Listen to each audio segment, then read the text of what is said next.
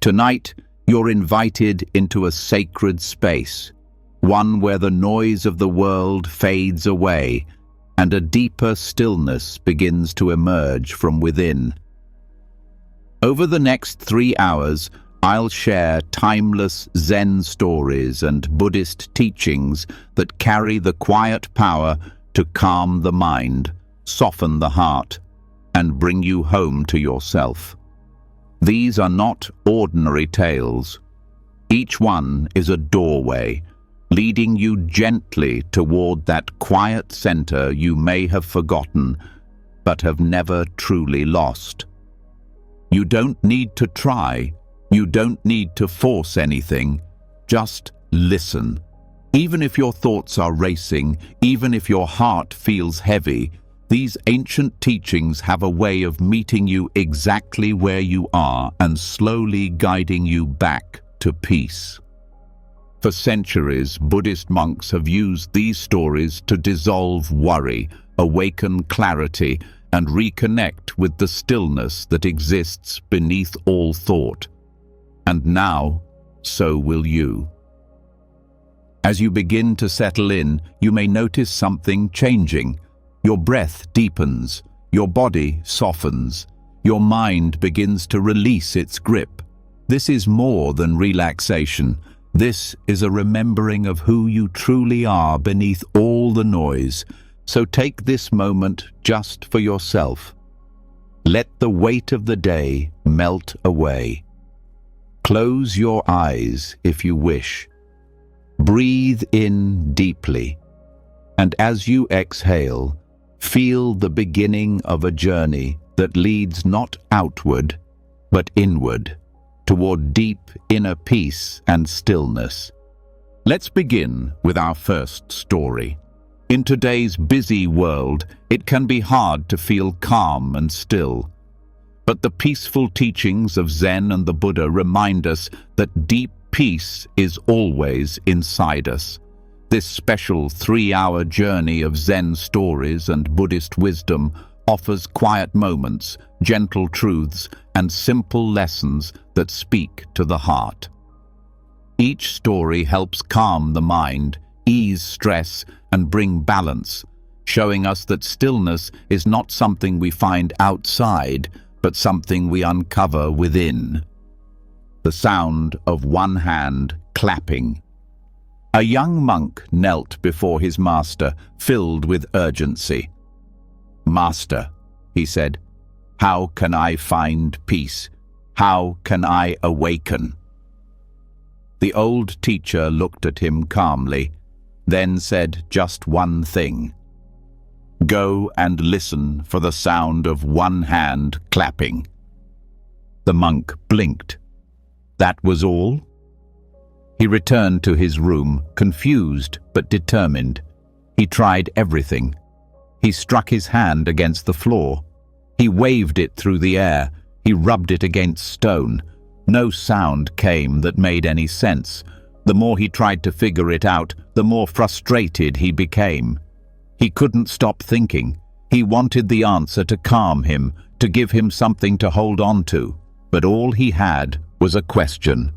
Days passed, then weeks. He carried the question like a weight. It followed him in the quiet of the temple, in the wind through the trees, even in his sleep.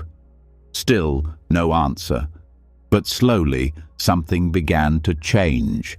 He stopped trying so hard. He stopped reaching out for sound, and without noticing it, his mind began to quiet. The question was still there, but it no longer felt like a riddle to solve. It felt like a door.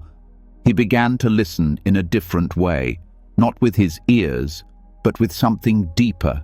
The rustle of leaves, the beating of his own heart, the silence between breaths. He wasn't looking for anything anymore. He was just present, open, still. Then, without warning, something inside him fell away. No great light, no loud revelation, just silence, pure, complete. And in that silence, he heard it.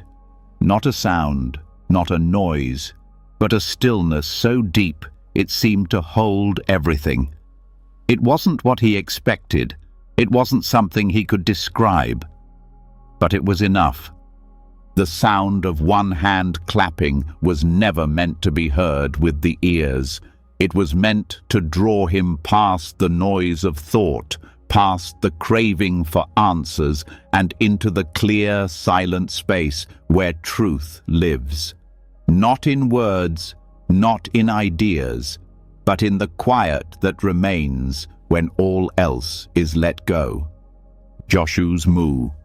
A monk stood before Master Joshu, his voice steady but full of longing.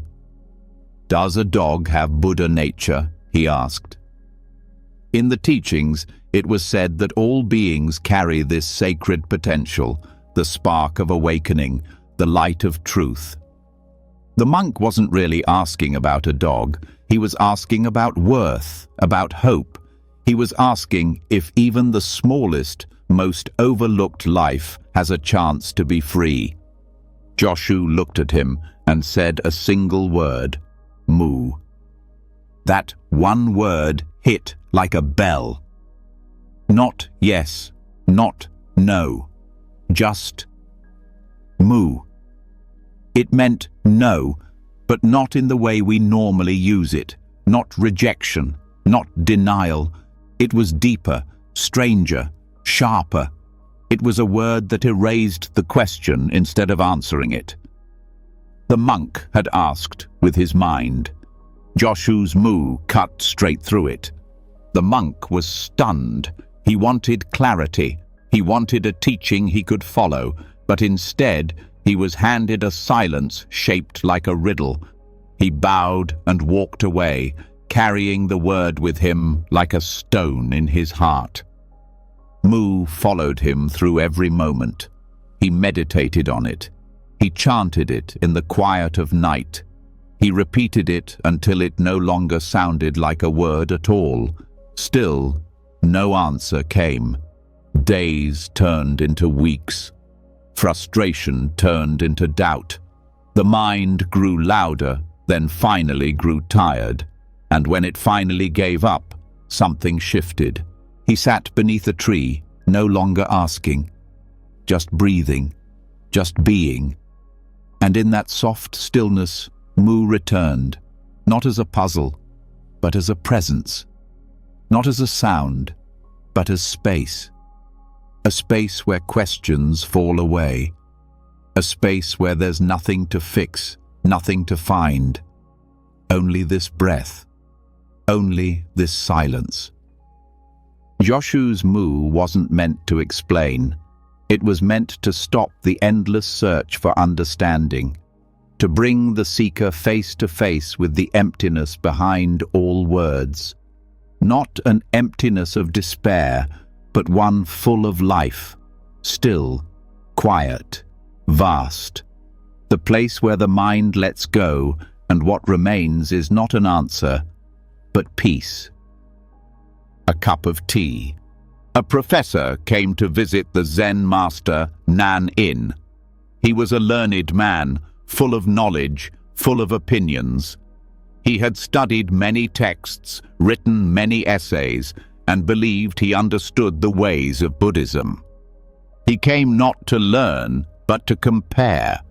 He came not with humility, but with pride hidden beneath his polite words. Nanin welcomed him kindly and invited him to sit. As the professor began speaking about his ideas and philosophies, Nanin said nothing. He simply listened, then slowly began to pour tea. The professor kept talking. Nanin kept pouring. The tea rose to the brim, then spilled over the edge of the cup, trickling onto the table, then the floor. Still, Nanin poured. The professor could no longer ignore it. "It's overfilled. No more will go in," he exclaimed. Nanin calmly set down the teapot and looked at him. "You are like this cup," he said, so full of your own opinions and ideas that nothing more can enter. How can I show you Zen unless you first empty your cup?" The words fell like a bell in the room. The professor's mouth stayed still, but his heart heard something deeper. In that moment, he saw himself, not as a wise man, but as someone holding tightly to thoughts, to pride, to what he thought he knew. The story isn't about tea. It's about the mind. A mind too full cannot listen. A mind crowded with certainty cannot see. We carry so many opinions, fears, and habits that there is no space left to receive anything new. Even truth cannot enter a cup that is already full. To grow, to change, to find peace, something must be let go. Not everything. Just enough to make room, just enough to become still. Nanin didn't criticize the professor. He simply showed him. Not through argument, but through a quiet act. And in that act, a doorway opened, not into more knowledge, but into presence, into humility, into the deep peace that begins the moment we begin to empty. Is that so? In a small village, there lived a Zen master who was deeply respected by the people. He lived simply, spoke little, and moved through life with quiet kindness. Many came to him for wisdom, though he rarely gave advice, only presence. But one day, a storm of gossip surrounded him. A young girl from the village became pregnant, and when her angry parents demanded to know who the father was, she whispered the monk's name. The parents stormed to the monastery, shouting, accusing. "You are the one," they said. "You have brought shame to our daughter." The villagers watched, stunned, waiting for the master to defend himself. But the monk looked at them gently and said only, "Is that so?" No anger, no denial, no defense, just those few words. When the baby was born, the family brought the child to him. "Take care of it," they said, full of judgment. And so he did. He took the baby into his arms, wrapped it gently, and raised it as his own. He begged for milk in the streets. He cared for the child through cold nights and long days, never explaining, never arguing. The villagers turned their backs on him, whispered when he walked by. Still, he said nothing. A year passed. The girl could no longer live with her guilt. She confessed the truth. The monk was not the father. She had lied to protect someone else. Her parents rushed to the monastery in shame, bowing deeply, asking for forgiveness, taking the child back. The monk handed the baby over and said again, simply, "Is that so?" He had been blamed, shamed, and misunderstood, but he had not clung to reputation, nor resisted the pain. He accepted each moment as it came, without grasping or pushing away. There was no pride, no outrage, just presence, just peace. This story is not about being passive. It's about the strength that comes from non-resistance, the deep calm that lives in those who no longer need to prove anything. In a world that rushes to judge, to defend, to shout, the monk shows the quiet power of letting go, not of care, but of ego. And in that space, real peace begins. No water, no moon. Chiono was a humble servant at a Zen temple. She longed for awakening, not for glory, not for status, but from the deep ache in her heart to understand truth. Each day, after her chores were done, she would visit the monks in secret, listening from a distance. She swept the floors, carried water, lit the lamps, always in silence, always with devotion. Yet inside her, the question burned. Why had she not awakened? Why did peace still feel far away? She asked the monks, she asked the nuns, she even asked the master himself.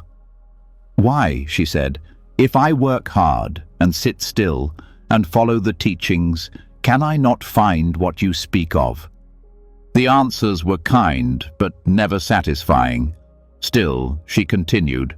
One evening, as the moon rose and silence filled the temple grounds, Chiono carried her old bamboo water bucket down to the stream.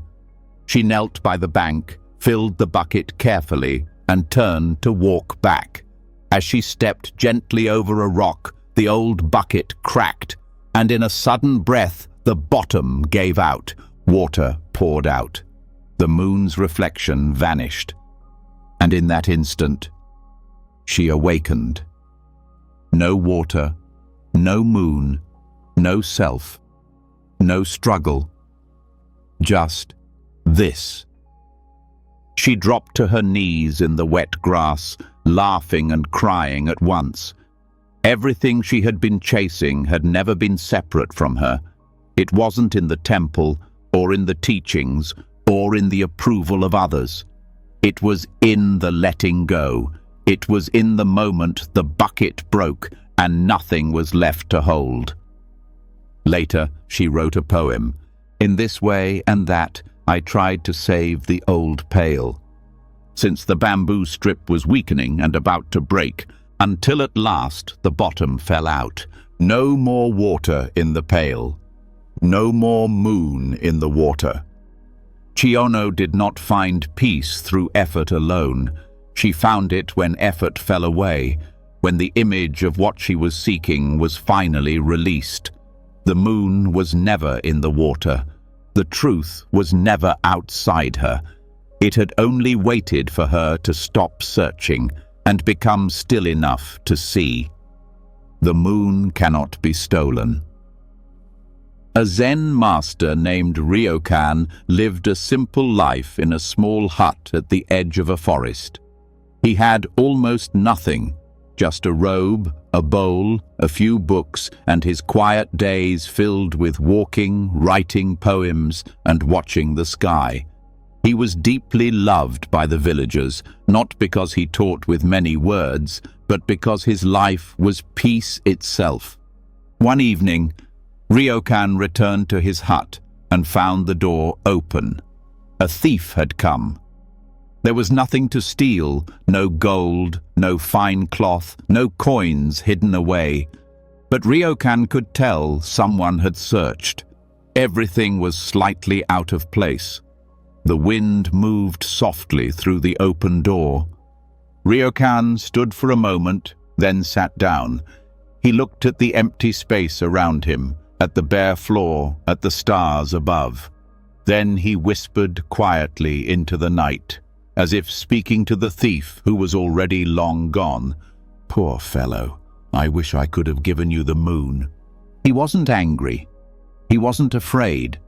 His only thought was compassion. Even in being stolen from, he felt sorrow not for himself, but for the person who must live with such hunger, such emptiness inside. What can you steal from someone who holds nothing, who clings to nothing, who walks through life with open hands? The next night, the moon rose high and full above his hut. Ryokan stepped outside, gazed up and smiled. The soft light touched everything, the trees, the roof, the earth, and him. It needed no walls. It belonged to no one. It could not be taken. That is the heart of the story. When you have let go of possession, of control, of ego, then nothing can truly be taken from you, and everything becomes a gift. Peace does not come from having. It comes from being. Ryokan's hut was empty, but his heart was full. His hands were bare, but his eyes held the moon. The thief left with nothing. Ryokan remained with everything, because what he loved, what he truly lived in, could never be stolen. The gates of paradise. A fierce samurai once came to the Zen master Hakuin, his hand resting on the hilt of his sword. His armor clanked as he moved, and his eyes burned with pride. He had won many battles. He had taken lives. He had risen high in the emperor's army. But despite his strength, something inside him remained unsettled, something he could not conquer with a blade. He bowed stiffly before Hakuin and asked, "Master, tell me, is there truly a heaven and a hell? Are they real? Where do I go after I die?" Hakuin looked at the warrior with calm eyes and said, "Who are you to ask such a question? You smell of blood and arrogance. You're a soldier, not a seeker. I doubt you could even understand the Dharma." The samurai's face flushed red. His pride rose like a wave. His hand flew to his sword. He trembled with rage. Just as he began to draw the blade, ready to strike down the old monk, Hakuin's voice rang out, sharp and clear. "This is hell." The words cut deeper than any sword. The samurai froze. His breath caught. In that instant, he saw it. Hell was not a place beneath the earth, but the fire in his own heart. The blind rage, the grasping ego, the pride that ruled him. He slowly let go of the sword. His hand fell. His shoulders dropped. He bowed low, eyes full of tears. Hakuin looked at him gently and said, "And this is heaven." The samurai wept, not out of shame, but from the sudden, overwhelming peace that poured into him. Not from a place outside, but from the silence that came when his anger dissolved. Heaven and hell were not distant lands. They were right here, in this breath, in this moment. They opened not with death, but with the choices we make, the emotions we feed, the thoughts we follow. Hakuin showed him that the gates of paradise are not guarded by angels or demons. They are opened or closed by the heart, and the key is always in our hands. Obedience. Tanzan and Ekido, two monks, were walking together down a muddy road after a heavy rain. As they neared a small village, they came upon a young woman standing at the edge of the road. She wore a silk kimono, delicate and clean, and could not cross the thick mud without ruining it. She hesitated, clearly distressed. Without a word, Tanzan walked up to her, smiled gently, and lifted her in his arms. He carried her across the mud and set her down on the dry path. She bowed in thanks. Tanzan bowed back, then continued walking. For the next few miles, Ekido said nothing. His face was tense. Finally, he couldn't hold it in. "We are monks," he said sharply.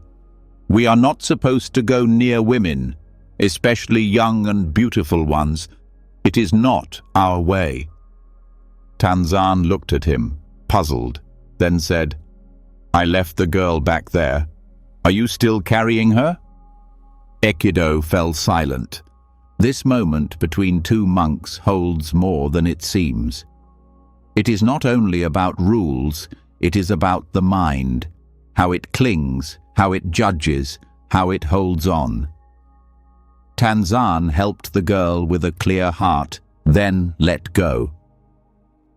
Ekido followed the rules, but in his mind he never put her down. We are taught to obey, to follow, to protect spiritual boundaries.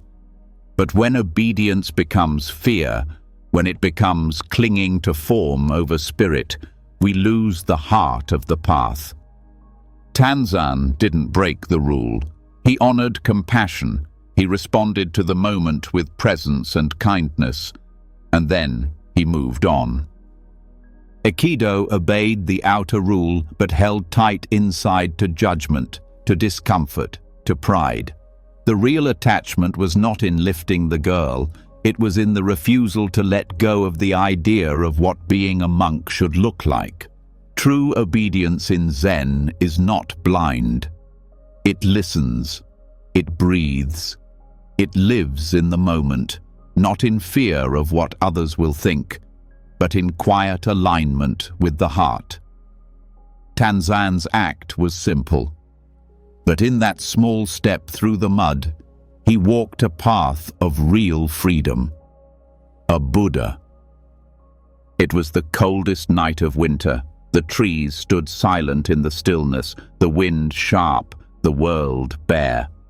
A young monk sat alone beneath the shelter of a crooked pine. His robes were thin, his breath came in clouds, but he did not move. This was Rohatsu, the night that honored the Buddha's own awakening, and the monk had vowed not to rise until he too touched the truth. He had sat for hours, unmoving, aching. Thoughts came and went, old memories, regrets, fears, hopes. He watched them all. He clung to nothing. Still, the silence gave him no reward. No light filled the sky. No great peace washed over him, only cold, only stillness. But he stayed. The wind bit deeper. His legs had gone numb. His back ached. His eyes stung with fatigue. Somewhere in his mind, a voice whispered that he should stop, that he had failed, that he was foolish to keep waiting for something that would never come. And then, something shifted. He stopped resisting. Not because he gave up, but because there was nothing left to hold. The struggle dropped away, the search dissolved, and in the vast emptiness of that moment, he saw clearly there was nothing to attain, no self to awaken, no path to walk, no Buddha to become. Just this. A leaf trembling on a branch, the frost clinging to stone, the rhythm of breath, the sound of his heart, steady and quiet like a drum in the dark. Tears filled his eyes, not from sadness, not from joy, but from recognition. What he had chased had never been outside him. What he had longed for had never been separate. The Buddha was not a statue or a figure from the past. The Buddha was the part of him that had stopped reaching, the part that simply saw. He did not rise with fireworks in his mind or light around his body. He rose with empty hands, quiet feet, and a still heart. And from that night on, no one called him the monk again. They called him Buddha. Killing the Buddha. Master Linji stood before his students, his voice steady, his eyes bright with something fierce and clear. "If you meet the Buddha on the road," he said, "kill him." The students sat in silence, stunned. These were not words they expected from a monk. How could a Zen master speak of killing the very one they had devoted their lives to follow? But Linji wasn't speaking of violence. He was pointing to something deeper, something that shakes the very roots of clinging and illusion. He saw how easily the mind turns truth into a statue, how devotion can become another trap. The Buddha, once a living seeker, becomes a frozen image on a shrine. His words, once alive with mystery, turn into dogma repeated without understanding.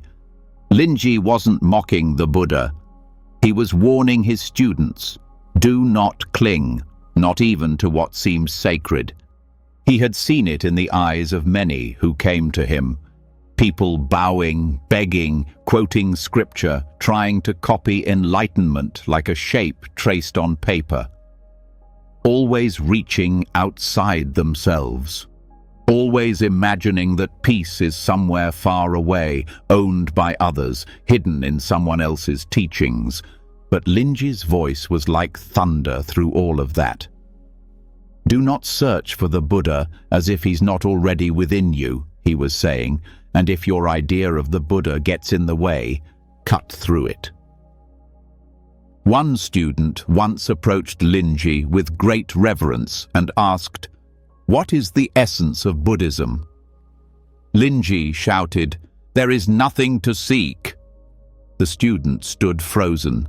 There was no riddle to solve, no polite answer, just the sharpness of truth. Let go. Let go of your teacher. Let go of your expectations. Let go of even the Buddha. To kill the Buddha is not to destroy something sacred. It is to free yourself from illusion. It is to stop worshipping an idea and start living the truth directly. To see with your own eyes, to walk with your own feet. When the mind drops its need to chase, to follow, to copy, what's left is something real, something alive, something still and vast and already whole. That is the Buddha Linji was pointing to, the one who cannot be met on the road, because he is already here, breathing quietly in the heart. When the wind blows, the flag moves. Two monks stood outside the temple gates, watching a flag fluttering in the breeze. The morning was still cool, the sky soft with early light, but their minds were restless. The first monk said, "Look, the flag is moving." The second shook his head. "No, it's the wind that moves." They stood there, each holding tightly to his view, trying to prove what was true. The flag flapped gently, unaware of the debate. One pointed to how the fabric waved. The other pointed to the air brushing past their faces. Back and forth they went, their voices quiet but firm, caught in thought. A third monk walked by, an old master, silent and calm. He paused for only a moment and said, "It is not the wind that moves. It is not the flag that moves. It is your mind that moves." Then he continued on, leaving them both in stillness. The monks fell silent. In that short moment, the master had cut through the surface of their thinking. The flag, the wind, the argument, none of it mattered. What moved was not outside, but inside. Their thoughts, their opinions, their need to be right. That was what was shifting. That was what kept them unsettled. The world dances in front of us. Flags wave, winds blow, people speak, things happen. But the real movement, the one that disturbs our peace or brings us stillness, happens in the mind. When we cling to ideas, when we argue to win, when we chase certainty, the mind becomes noisy. We stop seeing clearly. The master's words pointed them inward, beyond appearances, beyond reason, not to confusion, but to a deeper clarity. A clarity that sees the mind's movements and simply watches without grabbing hold. In Zen, truth is not found in proving who is right. It's found in noticing the space between thoughts, in becoming still enough to see without judgment. The flag moved, the wind moved, but when the mind is quiet, everything becomes clear, and nothing needs to be said. Learning to be silent. A young novice entered the monastery full of questions. He had read many books, listened to many teachers, and his mind was filled with thoughts. As he knelt before the old Zen master, he asked, "How do I find peace? What should I do to become enlightened?" The master looked at him quietly, then said, Go to the meditation hall and sit. Say nothing for 7 days." The boy bowed, confused but obedient. He sat, morning to night, no words, just breath, just stillness. The first day, his thoughts were loud. They shouted in his head, memories, plans, worries, hopes. Every itch, every sound, every breath became a distraction. He wanted to speak, to ask more questions, but he stayed silent. On the second day, frustration came. He thought, "This is useless. Why won't the master guide me?" His body hurt. His mind raced. Still, he said nothing. By the third day, something began to change. The thoughts were still there, but he wasn't chasing them anymore. They floated by like clouds. He began to notice small things, the way light shifted on the wall, the sound of wind in the trees, the rise and fall of his breath. He felt moments of quiet, not just outside, but inside. On the fifth day, tears came, not from sadness, but from something he couldn't explain, a deep softening, a sense of coming home. He saw how much noise he had been carrying all along, not in his voice, but in his heart. By the seventh day, the silence no longer felt empty. It felt full, full of presence, full of truth, not something to understand, but something to rest in. When he returned to the master, he bowed deeply and said nothing. The master smiled. "Now," he said, "you are beginning to hear." Silence is not the absence of sound. It is the space where truth appears when we stop trying to fill it. In that stillness, the heart can breathe, the mind can rest, the soul at last can listen. Not for answers, not for noise, but for the quiet knowing that has been there all along. Empty your cup. A scholar traveled a great distance to visit a Zen master. He had studied Buddhism for many years and was proud of his knowledge. His robes were fine, his voice confident, and his head full of ideas.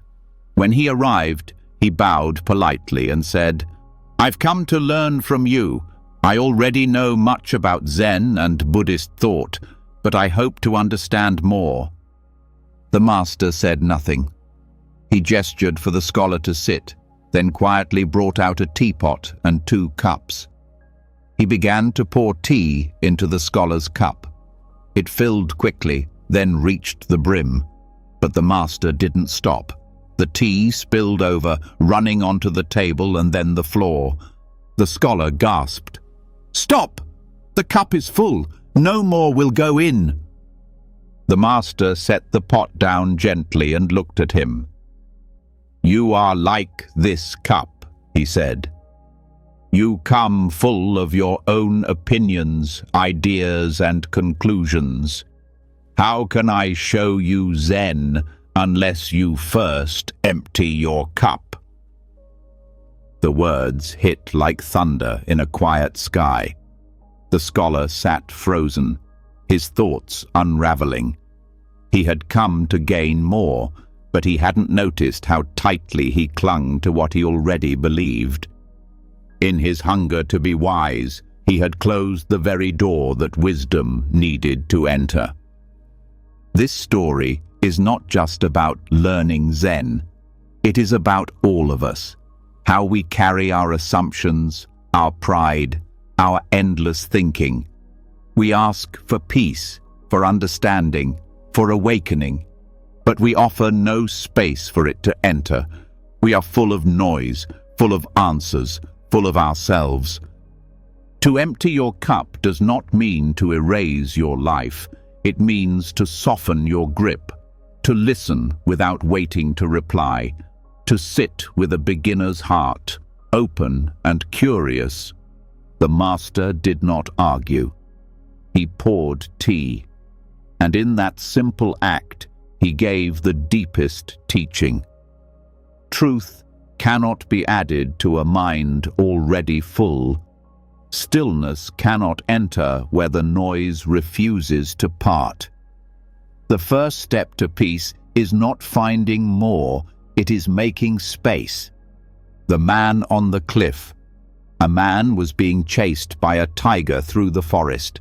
His feet pounded the earth as branches whipped against his skin, heart racing with fear. The tiger roared behind him, closer and closer, and in desperation he ran to the edge of a high cliff. Below him the drop was steep, certain death. Above him the tiger approached, hungry and fierce. With no other choice, he climbed down the cliff's edge and clung to a vine that grew from the rocks. He hung there, suspended between the death above and the death below, the vine trembling in his hands. Then he looked up and saw 2 mice, one white, one black. Slowly, they began gnawing at the vine. His breath caught in his throat.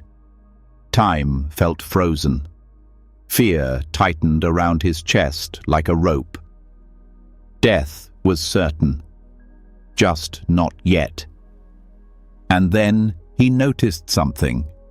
Just to the side of him, growing from the cliff face, was a single wild strawberry, red, ripe, bright against the grey stone. With one hand still holding the vine, he reached out, plucked the berry, and placed it gently in his mouth. It was the sweetest strawberry he had ever tasted. This story is not about escape. It is not about avoiding danger or defeating fear. It is about presence. The man's situation did not change. The tiger still waited above. The fall still waited below. The vine was still weakening with every bite of those silent mice. But in the middle of all that fear, he noticed life. He saw beauty. He tasted something real. We all hang from that vine, between birth and death, between yesterday and tomorrow, between what we fear and what we hope for. The mice keep gnawing. The tiger always waits. But still, somewhere near us, there is a single, perfect strawberry. Zen does not ask us to escape the truth of life. It invites us to see it clearly and still taste its sweetness. In the middle of uncertainty, in the heart of fear, even there, especially there, is a moment worth living. The wild geese and the still mind. A Zen master sat with his student in the quiet of the garden, the late afternoon sun slipping through the branches above. The lesson that day had no words. The master simply poured tea, slowly, silently. Time passed like wind through grass. Then, from the distance, came the sound of wild geese, sharp calls echoing through the valley. The student turned his head quickly, following the sound as the birds flew across the sky in a perfect line, wings slicing through the clouds. The master noticed. He asked, "What was that?" "Wild geese," the student replied. "They flew by just now." The master was silent for a moment. Then suddenly he reached out and struck the student across the shoulder. The student gasped in pain and shock, unsure what he had done wrong. "Where," the master asked gently, "did the geese go?" The student opened his mouth, but no words came. His thoughts froze. Something deeper stirred in him. In that space beyond reaction, beyond confusion, something clicked. The master's gesture wasn't about punishment. It was a gate. It was a moment meant to crack the surface of his thoughts and pull him back into the now, not into the memory of geese, not into the sky. but into presence. The geese had flown, but the student's mind had followed them. In doing so, he left the moment. He left his breath, his body, his awareness. The strike was not anger, it was the sound of the bell waking him up, not to correct his words, but to show him what he had missed, this moment, this breath, this ground beneath him. In Zen, even the sound of wild geese can become a teaching, not because of the birds, but because of how easily the mind wanders. We chase thoughts the way we chase birds, flying off into memory, into ideas, into things far away. But the still mind doesn't follow. It stays. It hears the geese, it hears the wind, and it remains rooted like a mountain. Peace is not the absence of sound. It is the presence that remains when we no longer chase it. Seijo and her soul are separated. Long ago in China, there lived a young woman named Seijo. She was quiet, thoughtful, and deeply in love with a kind man named Ochu. They had grown up together, and their hearts moved in the same rhythm. But when it came time for marriage, Seijo's father arranged for her to wed another, a choice made from tradition, not love. Ochu, heartbroken but respectful, left for a distant province to build a new life. Soon after, Seijo appeared at his door. Her eyes were gentle, her voice calm. She said, "I could not live apart from you. I left home. Let me stay by your side." They lived together peacefully as husband and wife for several years. Though they had little, there was harmony between them. Her presence was steady and full of grace. Ochu never questioned it. He simply loved her. One day, Ochu decided it was time to return and ask her family for forgiveness. He and Seijo journeyed back to her home village. As they arrived, he went ahead to speak with her father, nervous and uncertain. But what he heard stunned him. Seijo had never left. She was at home, lying still in her room. She had fallen into a strange, silent state on the very day Ochu had departed. Her eyes were closed, her breath steady, but she had not spoken or moved in years. Her body was there, but her spirit seemed elsewhere. In that moment, Ochu realized he had been living with her soul. He ran back to the inn where Seijo was waiting and led her gently to her family's home.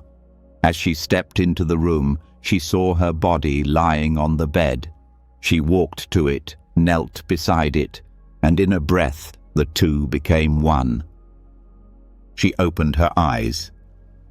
This story is not meant to be believed or dismissed. It speaks to something deeper. The way our hearts can split when we are forced to live in ways that betray our true selves.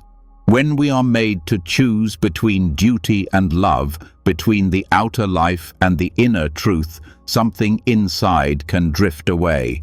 But Seijo's return reminds us the soul never fully abandons us. Even when silent, even when distant, it waits. And when we walk the path back to what we truly are, it comes home. Peace follows not from obedience, but from reunion with ourselves. Nansen cuts the cat in two. The monks of the eastern and western halls were arguing over a cat. Voices rose, tempers flared. No one could agree on who the cat belonged to. What began as a simple disagreement grew sharp with pride. Each monk believed he was right, and none were willing to let go. The Zen master Nansen heard the shouting and came into the room, the cat cradled in his arms. The noise stopped. All eyes turned to him. Nansen stood quietly for a moment, then said, "If any of you can say a true word, this cat will be saved." The room was still. The monks looked at the floor. No one spoke. The silence was thick, not peaceful, but full of hesitation, of fear, of doubt. After a few long breaths, Nansen took out his knife and, with one swift motion, cut the cat in two. Later that day, Nansen told the story to his student, Joshu. Joshu did not speak. He simply took off his sandal, placed it on his head, and walked out. Nansen smiled and said, "If you had been there, the cat would have been saved." This story is shocking. It rattles the mind, stirs the heart, and feels harsh to anyone who hears it. But it was never about the cat. It was about presence, about truth, about how often we get lost in argument, in pride, in thinking, and miss the living moment in front of us. The monks were too caught in right and wrong to respond with truth. Their silence wasn't deep, it was stuck. They were afraid to speak from the heart. Joshu, though, didn't try to explain. He didn't debate. He placed his sandal on his head, an absurd, wild act that cut through thinking. It was his true word, not logic, but presence, not a solution, but life. Zen does not live in opinions. It lives in the action that rises from stillness. The cat was a mirror, the blade was a teaching, and the moment asked for truth, not later, not in theory, but now, always now. The tiger and the strawberry. A man was walking through the forest when, suddenly, a tiger leapt from the trees. Its eyes locked onto his. There was no time to think. He ran. The tiger chased him, fast and silent. The man ran until he reached the edge of a cliff. With nowhere else to go, he climbed down, grabbing hold of a thick vine that dangled over the rocks below. He hung there, breathless, the tiger growling above him. Below, another tiger waited, pacing on the rocks. He looked up. He looked down, trapped between two dangers. Then, just in front of him, he saw it. A single, perfect, wild strawberry growing from the cliffside. Its red skin glowed in the sunlight. Its shape was round, full, ripe. With one hand gripping the vine, he reached out with the other, picked the strawberry, and placed it gently in his mouth. It was the sweetest thing he had ever tasted. This story has no rescue, no escape. The danger does not go away. The tiger above is real. The tiger below is real. The vine can snap at any moment. But in the middle of all that, he tastes the strawberry. That's the heart of the story. We spend so much of life fearing what's behind us, dreading what's ahead.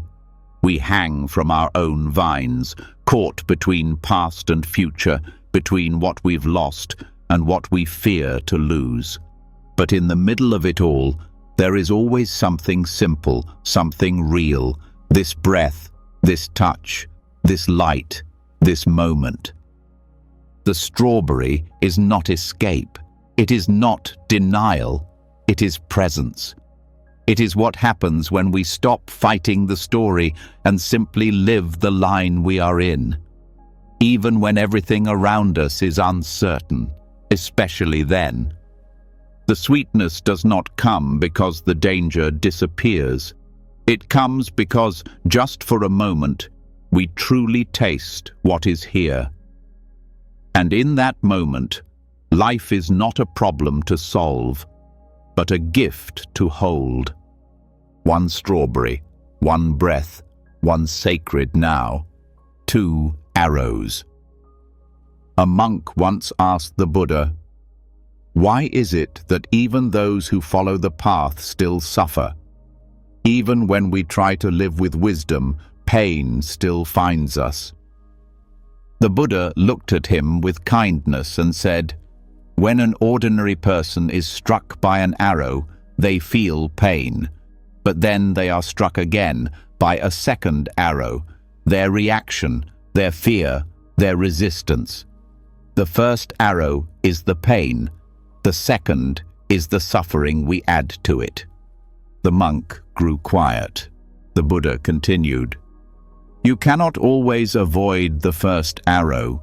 Illness, loss, disappointment, these are part of being human. But the second arrow, that is your own doing. You relive the pain in your thoughts. You tighten around it, question it, curse it, and in doing so, you suffer twice." The teaching stayed with the monk long after he left. Every time sorrow touched him, he noticed a second wave rise inside. Why me? What if? How long? And each time he remembered the Buddha's words. Slowly, he began to meet pain differently, gently, without adding the second arrow. The story holds a truth we often miss. Life will sometimes hurt. A heart will break. A body will ache. A plan will fail. But most of our suffering doesn't come from the event. It comes from the mind's story around it. We judge, we resist, we replay, we tighten. The first arrow strikes the body. The second arrow strikes the soul. To find peace does not mean avoiding pain. It means learning to stop at the first arrow, to breathe, to feel, to say gently, "This hurts," and let that be enough. No blame, no spiral, no war with what is. This is what it means to live with awareness. Not to escape life's wounds, but to stop piercing ourselves again and again with the arrow of our own thoughts. The pain may be real, but the second arrow, that is a choice. The sound of the rain. A young monk sat with his master as a soft rain began to fall outside the temple. The sky had turned quiet and grey, and the roof began to echo with gentle tapping. The student had been troubled for weeks, caught in restless thought. He bowed and asked, "Master, how can I truly hear the Dharma, the true teaching?" The master said nothing at first. He simply closed his eyes, listening. Then, after a few breaths, he opened them and said, "Do you hear the sound of the rain?" The student nodded slowly. "Yes, I hear it." The master smiled. "There, that is the entrance." The monk blinked, confused. "The entrance to what?" "To the truth," the master replied. The student waited, expecting more, an explanation, a technique, something to hold on to. But the master only returned to silence, his eyes resting on the rain-soaked garden. The conversation was finished. The young monk sat for hours after that, watching the water slide down the leaves, listening to the steady rhythm of droplets striking the earth. At first, his thoughts kept interrupting, trying to name the moment, trying to understand. But eventually, the thoughts began to soften. The questions grew quiet, and there was only the rain. Not the idea of rain, not the memory of it. Just this sound, this falling, this gentle, endless now. The teaching was never hidden. It had always been there, in the background, beneath the noise of thinking. The rain did not become the Dharma. The rain was the Dharma.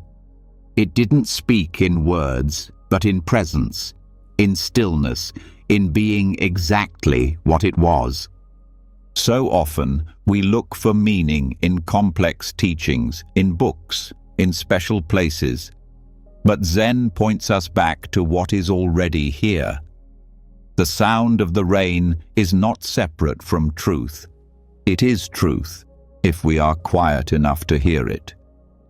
Peace does not come from figuring things out. It comes from returning again and again to what is real, simple, and alive. The rain falls, the earth receives it, and nothing more is needed. Let go or be dragged. A monk carried a burden in his heart. He had been betrayed by someone he trusted, a fellow student who had spread lies about him, who had turned others against him with quiet words and smiling eyes. The monk tried to continue his practice, but the bitterness clung to him like wet clothes. Every time he saw the other student, something tightened in his chest. One day he went to the master and poured it all out. He wronged me. He shamed me. I did nothing to deserve it. I want justice. I want peace. I want to move on, but I can't. The master listened quietly, then walked over to a large sack filled with heavy stones. He handed it to the monk. "Carry this," he said. The monk obeyed, confused. The sack was heavy. It dug into his shoulders. After a while he said, "Master, this is painful." The master nodded. "Yes, and now you are beginning to understand." The monk looked at him. The master continued, "The pain you carry from what was done to you, it is like this sack, heavy, sharp, and yet you choose to carry it every day. You hold it, think about it, feed it, but you do not put it down. Why not?"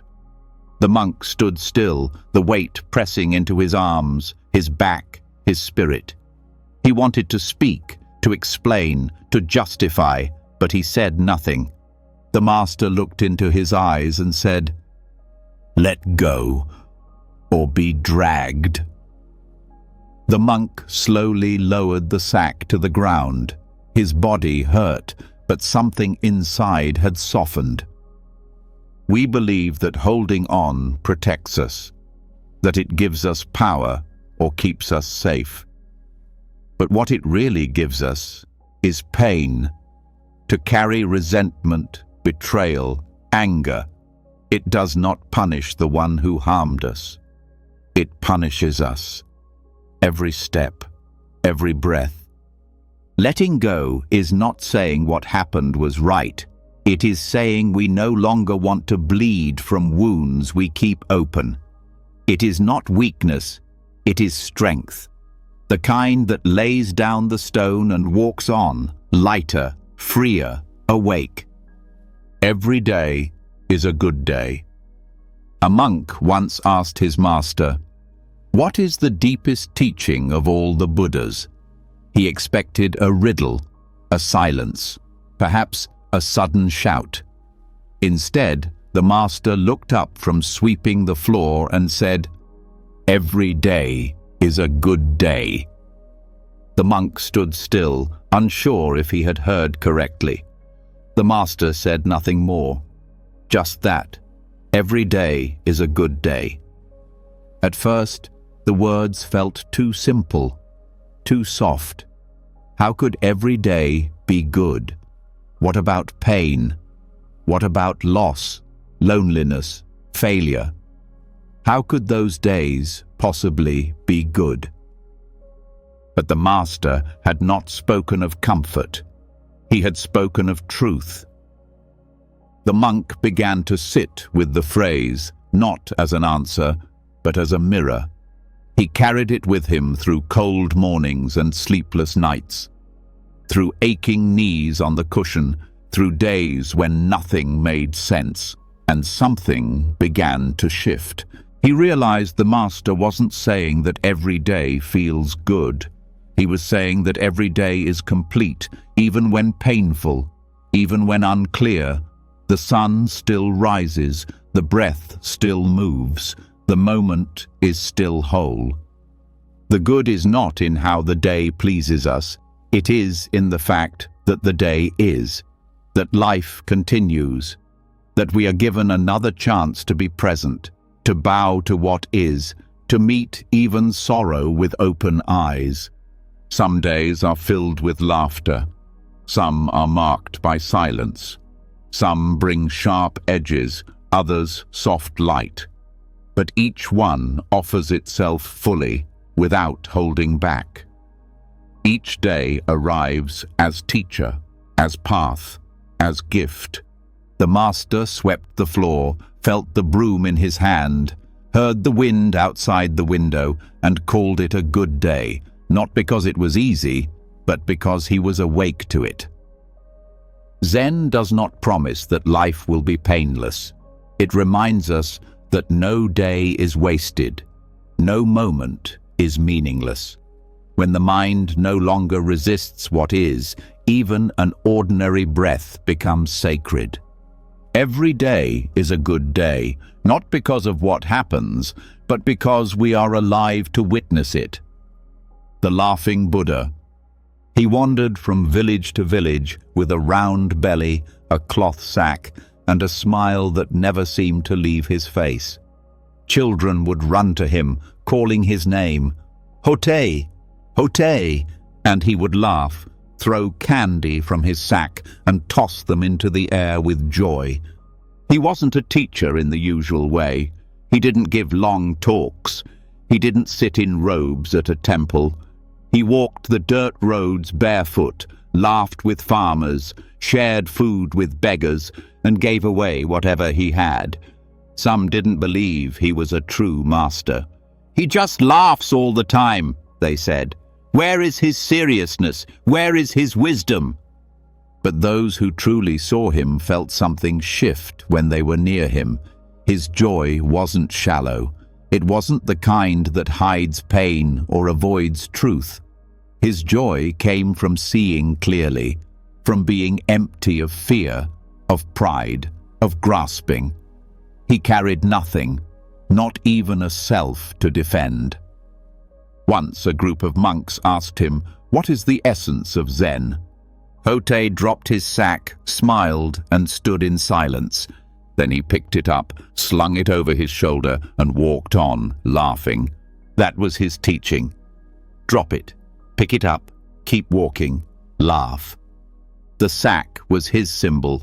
He carried all the joys and sorrows of the world, but none of it burdened him. He held it lightly. He gave freely. He never clung to anything, not even to enlightenment. That was his freedom. Hotai's smile wasn't a mask. It was the face of someone who had nothing left to hide, who had seen the impermanence of all things and chosen to love the world anyway. In his laughter was the sound of deep stillness, the kind that does not need silence to be peaceful, the kind that sees pain and smiles gently at it. Hotai taught that awakening doesn't always look like still meditation or deep words.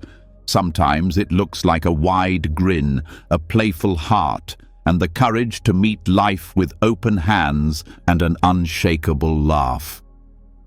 The Bell and the Frog.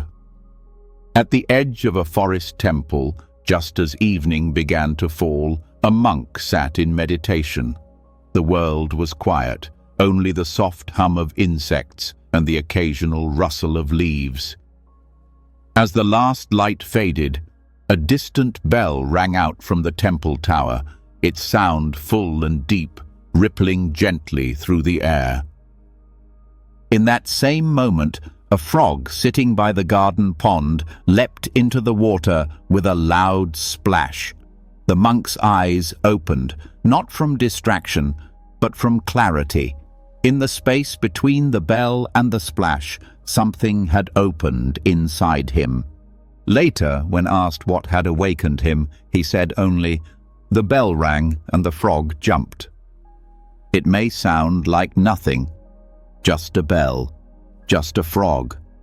But in that moment, there was no gap between sound and awareness, no distance between what happened and what was seen.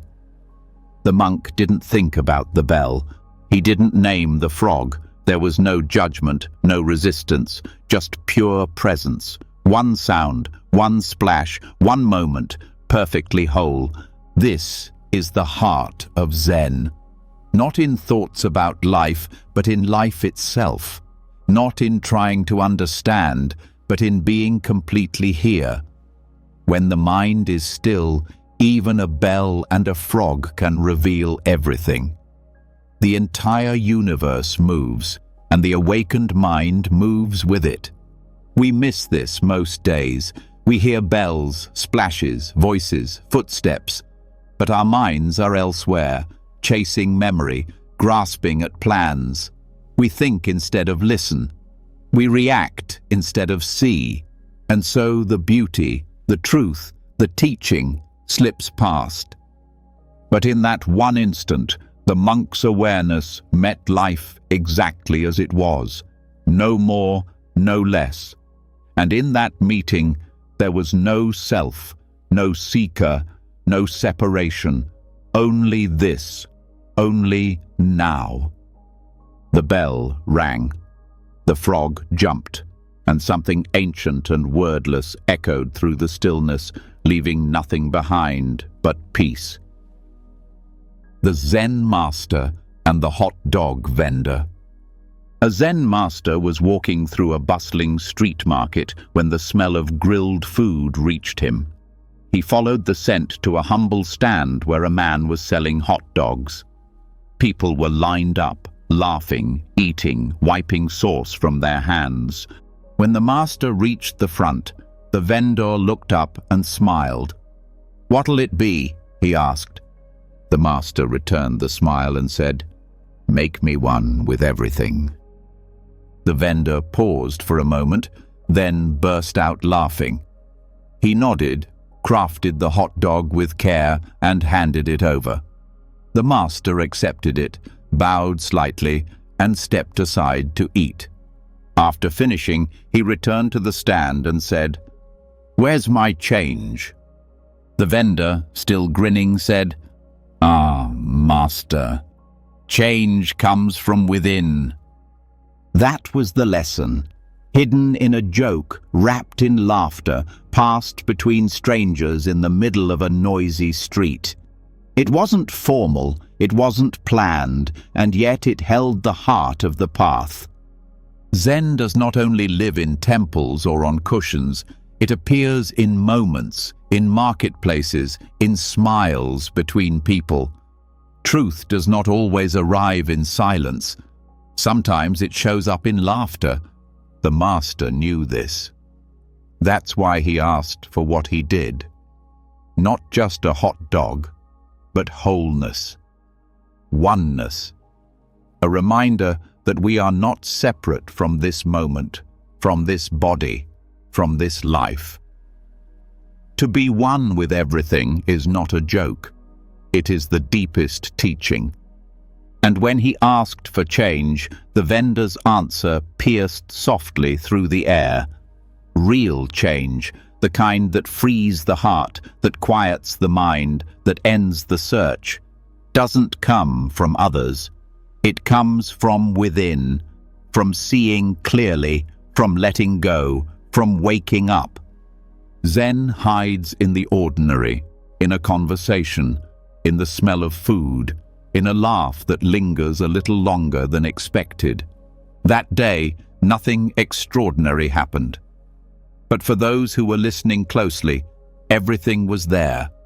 Oneness, joy, and the quiet truth that the world is always offering itself, moment by moment, for those ready to taste it. One robe, one bowl. A monk once traveled across mountains and rivers with nothing but the robe on his body and a simple alms bowl in his hands. He did not seek fame, did not build temples, and did not collect followers. Wherever he went, he lived simply, begging for food, sleeping under trees, sitting in silence. When asked who he was, he would smile and say, "Just a man walking the path." People often stared at him. Some pitied him, others admired him, a few mocked him, but none of it touched him. He walked the same way each day, steady, barefoot, present. One day, a wealthy man invited him to stay in his home. "You must be tired," the man said. "Let me give you more, better robes, a stronger bowl, a place to rest." The monk bowed in gratitude, but gently refused. "I already have all I need," he said, showing his worn robe and simple bowl. "If I take more, I must carry more, and the more I carry, the harder it is to walk freely." The man was silent. He had everything, yet still felt restless. The monk had nothing, yet was at peace. This story is not about poverty. It is about freedom.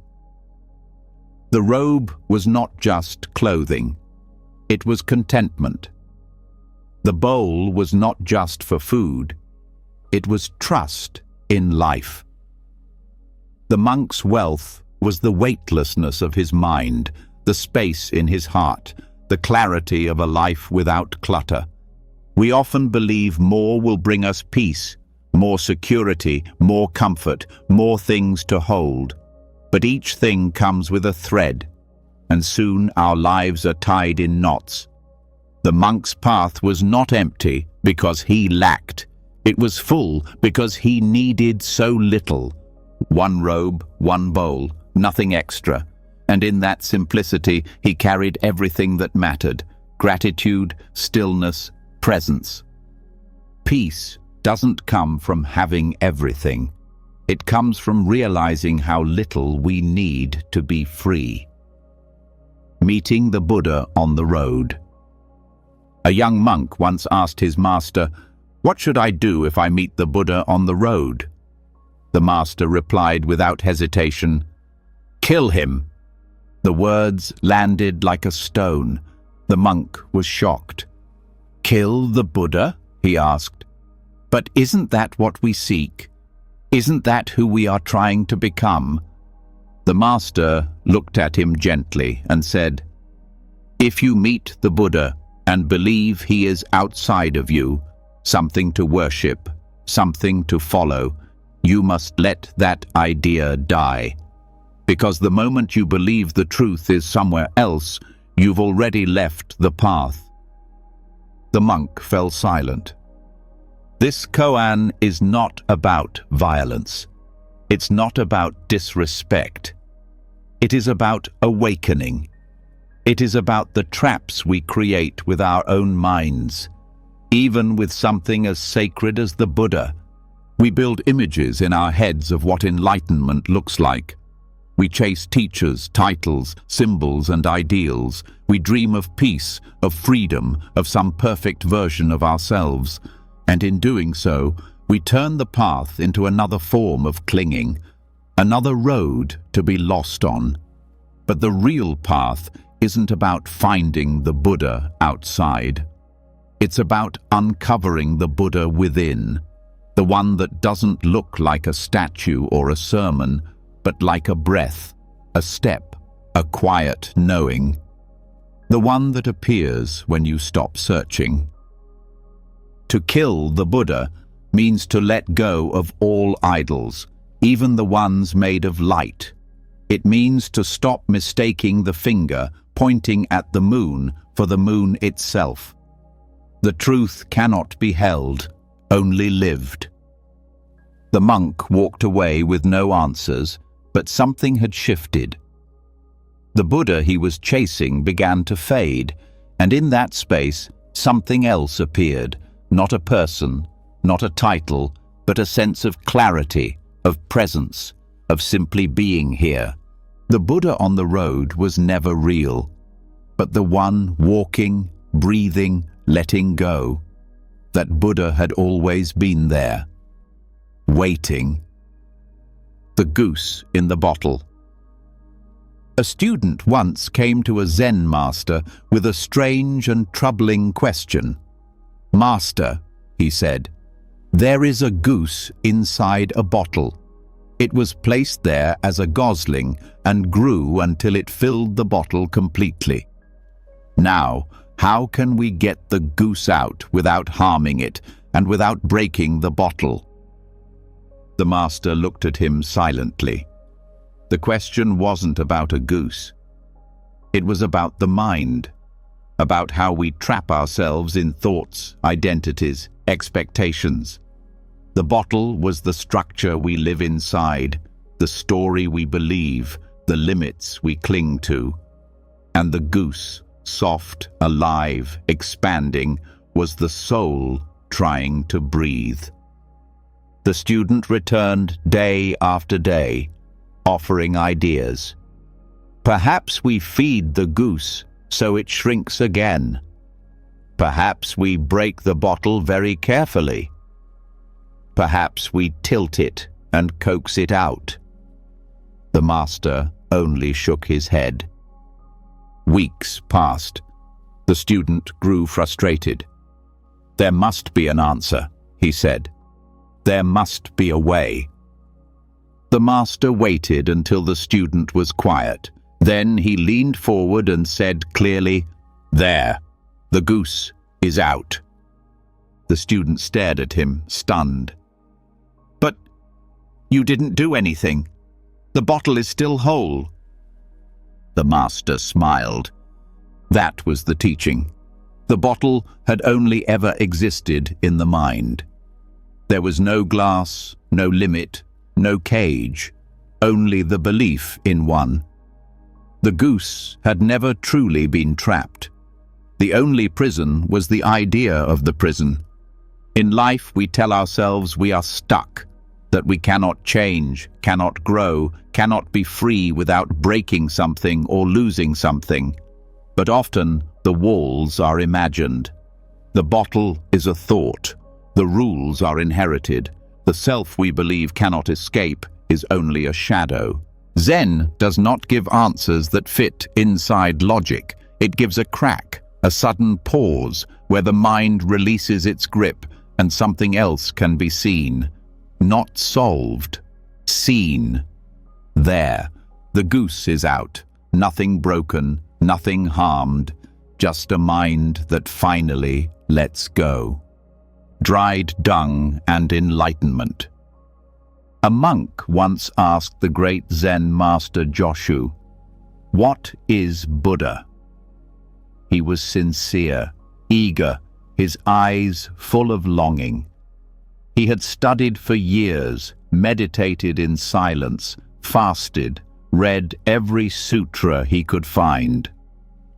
He believed that if anyone could finally explain what Buddha truly was, it would be Joshu. Joshu looked at him calmly and said, "A dried piece of dung." The monk froze. He had expected something beautiful, something sacred. Instead, he was handed a word that stank of insult and filth. His mind raced. Was it a joke? A test? A mistake? But Joshu said nothing more. He simply turned away, and the moment was over. That one answer shook the monk's understanding. Everything he thought he knew about the Buddha shattered. No golden image, no glowing light, no divine perfection. Just dried dung, the most common, discarded, worthless thing. And yet, the longer the monk sat with it, the deeper the silence grew inside him. Zen does not care for polished answers. It does not decorate truth in shining robes or sacred words. It points to what is here, raw, immediate, alive. When we expect the Buddha to be something separate from life, something above it, we miss the very heart of awakening. Joshua's words broke that illusion with one sharp cut. The truth is not found in what the mind desires. It is found in what the mind rejects. In the ordinary, in the dirt, in the breath you're taking now, even in dung. To say the Buddha is dried dung is not to mock the sacred. It is to remind us that nothing is outside of it, that enlightenment is not about rising above life, but falling deeply into it, no matter how it smells, no matter what form it takes. The monk didn't receive the answer he wanted, but he received the answer he needed. Not to understand Buddha with his mind, but to lose the mind completely. And in that loss, something greater waits, not shining above the world, but rising from it. Quiet, humble, unmistakably real. Just, this is it. A monk approached his master during afternoon walking meditation. The wind was gentle, the garden quiet, the scent of pine heavy in the air. With a heart full of questions, the monk asked, "Master, what is the true path? What is enlightenment?" The master stopped, turned, and pointed to the ground beneath his feet. "Just this is it," he said. The monk blinked. "Just this? The ground? The path?" The master nodded, then kept walking, hands folded, breath steady. The monk stood there, puzzled. He had read sacred texts, practiced long hours, fasted, meditated, waited for signs. And now the master was pointing to the earth like it held the secret he had spent years chasing. He wanted more. He wanted something profound, mysterious, beyond. But all the master gave him was this moment. Later, as he swept the temple steps, the monk's thoughts kept spinning. What did he mean? Just this dirt? Just this sound? Just this feeling in my chest? And then something shifted. The broom moved through fallen leaves. His hands gripped the handle. A bird cried in the distance. The wind passed across his face. And suddenly, there was no gap between him and the world. No distance between question and answer. No path ahead or behind. Only this. The sweeping, the breath, the stillness, the aliveness. It wasn't dramatic. It wasn't what he expected. But it was complete. Whole. Enough. This is what Zen points to again and again. Not a hidden truth far away, but the truth that lives in this breath, this sound, this step. We look for awakening as if it's somewhere else, in someone else, waiting to be unlocked. But the master says, "Look now, this is it." The mind searches, but the heart already knows. When we stop reaching, stop resisting, and simply rest in what is, we see it clearly. The path isn't made of distant goals.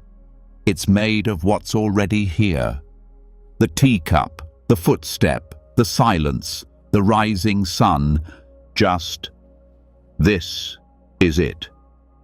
Nothing more, and nothing less. The ox-herding pictures. Long ago in China, a Zen master painted 10 images to describe the journey of awakening. Each image showed a boy and an ox, nothing more. But within those simple brushstrokes lived the entire path to enlightenment. The ox was not just an animal.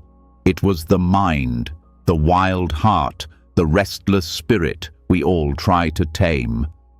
And the boy was the seeker, each of us, searching, chasing, struggling to return to something we cannot name. In the first image, the boy doesn't even see the ox. He's lost in confusion, wandering through tall grass, not knowing what he's missing. Only that something is wrong. Something is absent. In the second, he sees its tracks. The search has begun. A glimpse of truth, a sense of longing, the beginning of the path. Then he finds the ox, dark, powerful, untamed. He tries to grab it, to control it, to pull it back. The struggle is fierce. The mind resists. The heart runs. He holds tighter. He pulls the rope.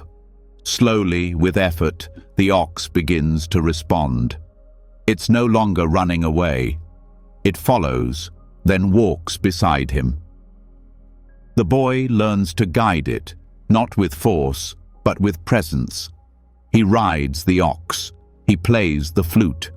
There is peace now, not because the ox is gone, but because they are no longer at war. Eventually, even the ox disappears. The mind grows still. The chasing ends. In the next image, there is only the empty circle. No boy, no ox, no effort, no need. Pure being. Nothing to seek. Nothing to resist. Just this moment. Just what is. But the path doesn't end there. The final image shows the boy returning to the world. He walks into the village, barefoot, smiling, carrying a bottle of wine. No halo, no sermon, just a human being, free, open, awake, laughing among friends. The ox-herding pictures are not about escaping life. They're about coming home to it, about knowing the restless ox, loving it, riding it, and then forgetting all about it. They remind us that the journey is not about becoming someone else. It's about remembering who we've always been, quietly, deeply, completely. The bamboo forest has no mind. A student once walked with his master through a thick bamboo forest.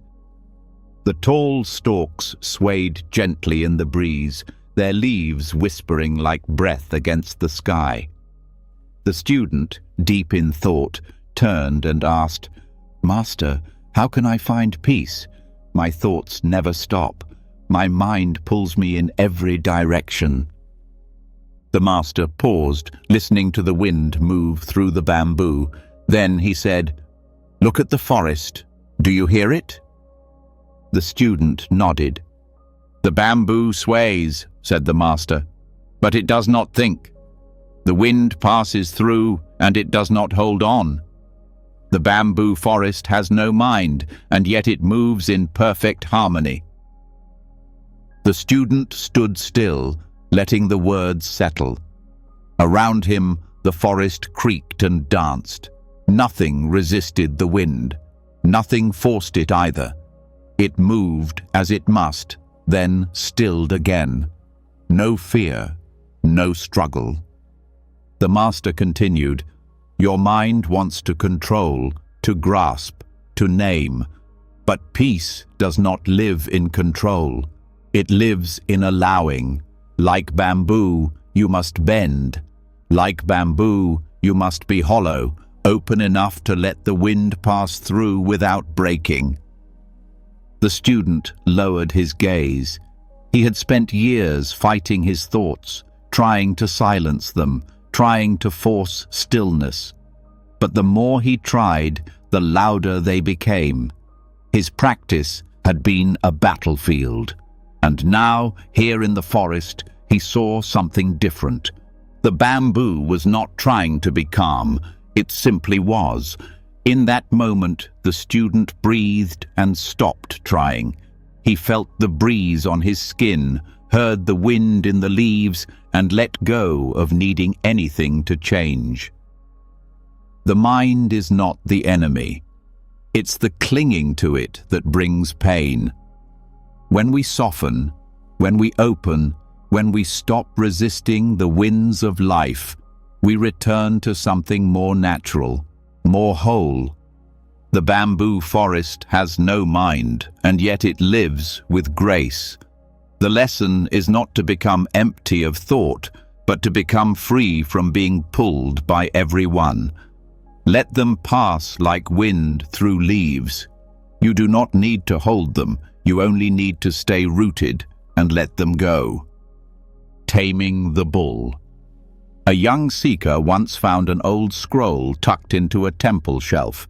10 pictures of a boy and a bull drawn in fading ink. They were called the 10 Bulls, and a monk told him, "These are not just drawings. They are your path, step by step, to awakening." The seeker didn't understand, but something about the wild bull's eyes stayed with him. In the first image, the bull is missing. The boy is searching, confused, restless, not even sure what he's looking for. That's how it begins, the quiet ache, the longing for something more, the strange emptiness that no pleasure can fill. Then come the tracks, a moment of clarity, a dream, a book, a question that won't let go. The boy begins to follow, chasing glimpses of something just out of reach. Then, in a flash, he sees the bull, muscles tense, eyes wide, powerful and untamed. The bull is the mind, wild with thoughts and desire. It runs, it pulls, it kicks. The boy grabs a rope and tries to hold on. The struggle is fierce. This is the fight we all know, between craving and discipline, between fear and courage, between who we are and who we wish to become. But with time, something softens. The boy learns to be patient. The bull calms. It begins to trust. The boy can ride it now, sit atop it, guide it not with force, but with understanding. This is the moment we begin to live in peace with ourselves, not perfectly, but honestly, not in control, but in harmony. Eventually, the bull disappears. The mind is no longer a problem. The thoughts still come, but they don't shake him. The boy sits alone, smiling beneath the moon.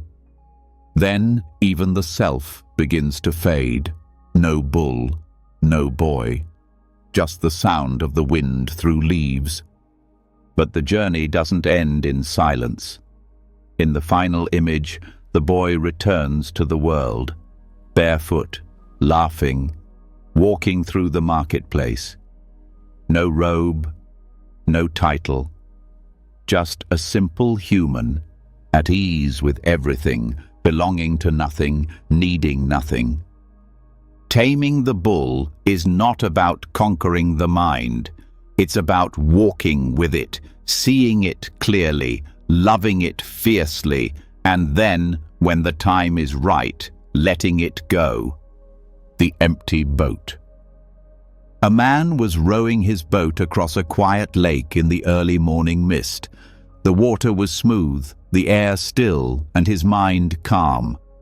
As he moved through the silence, he suddenly saw another boat drifting toward him. It was coming fast. Too fast. He shouted, "Watch out!" He waved his arms. "Turn aside!" But the boat kept coming, straight at him. His calm dissolved into anger. His voice rose, his heart pounded. "Are you blind?" he yelled. "What are you doing?" Then the boat struck his own. He grabbed the sides, ready to confront the person inside, but when he looked, the boat was empty. No one was there. The anger dropped away. There was no one to blame, no one to shout at, just an empty boat drifting on the current, carried by the wind. This story from Zhuangzi holds a deep and quiet truth.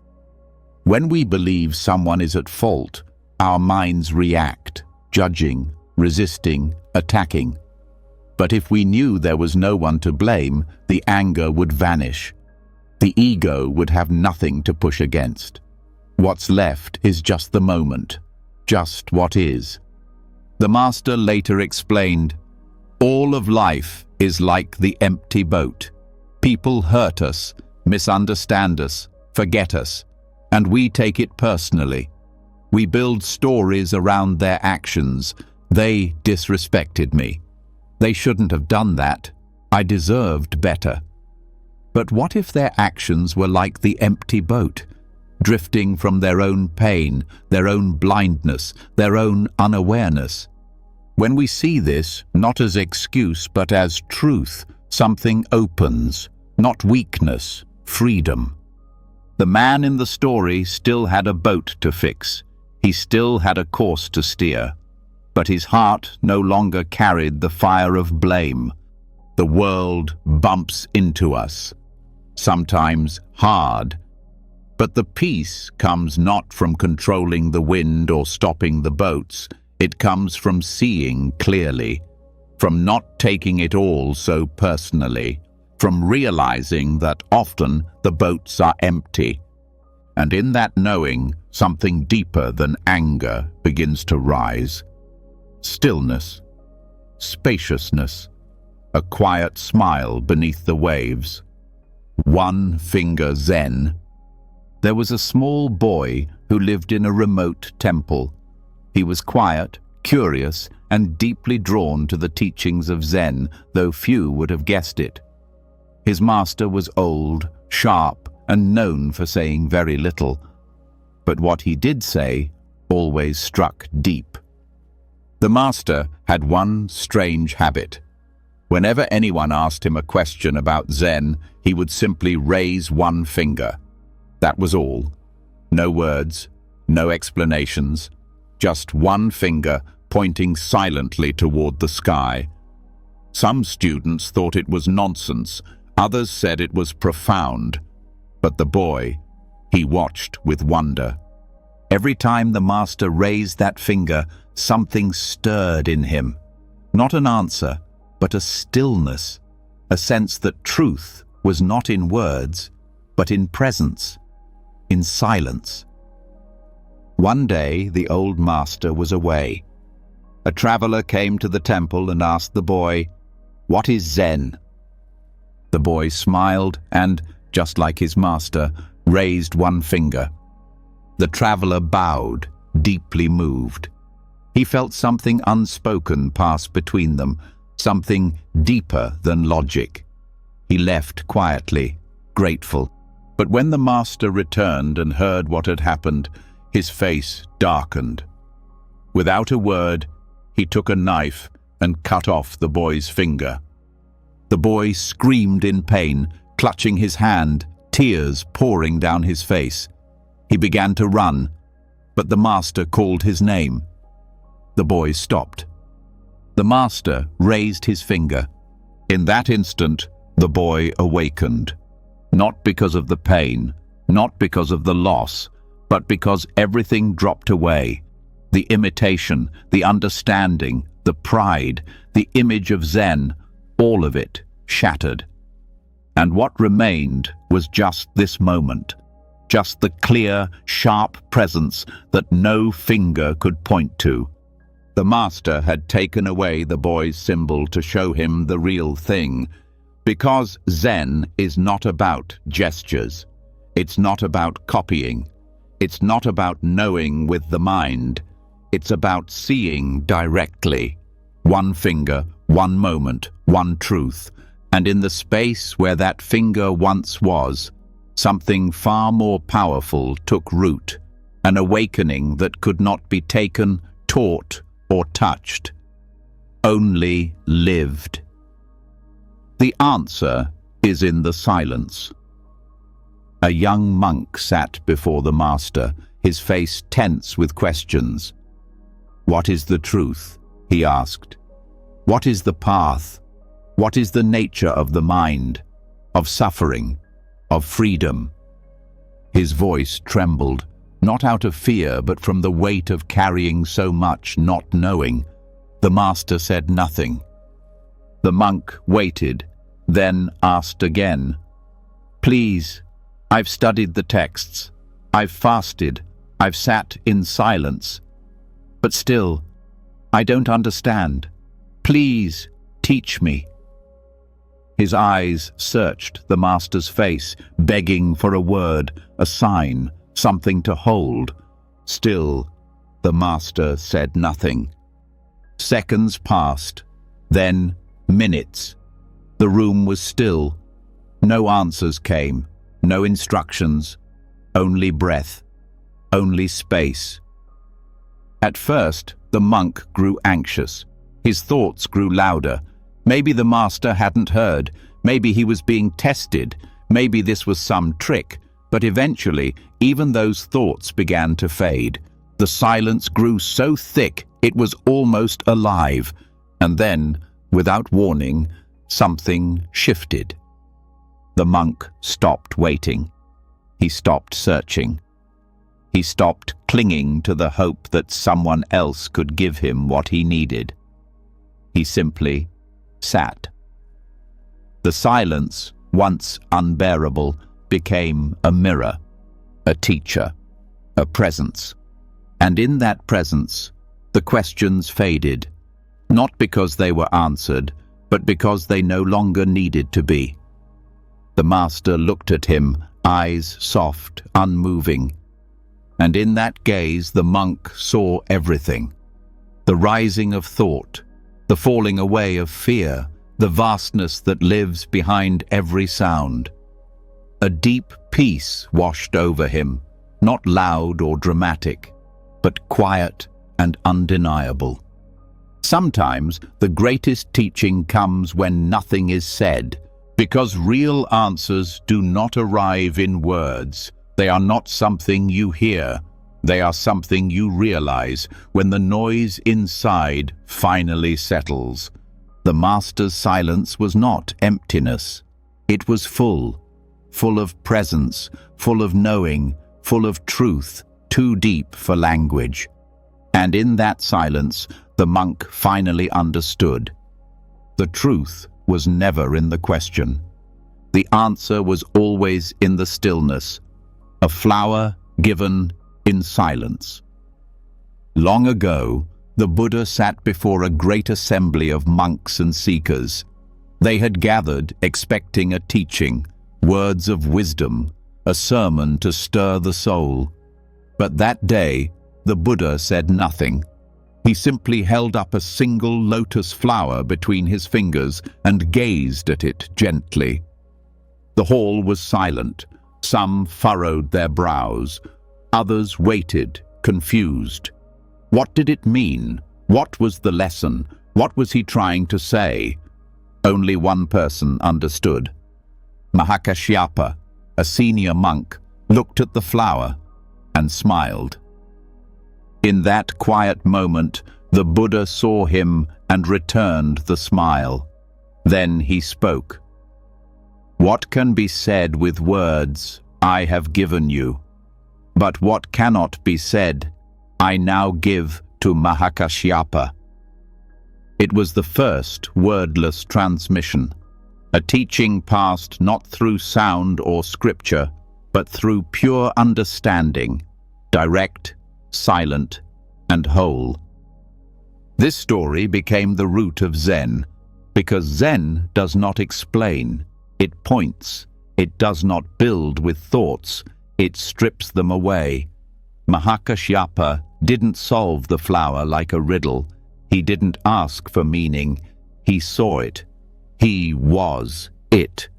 And in his smile lived a truth too deep for words. The other monks looked for a lesson.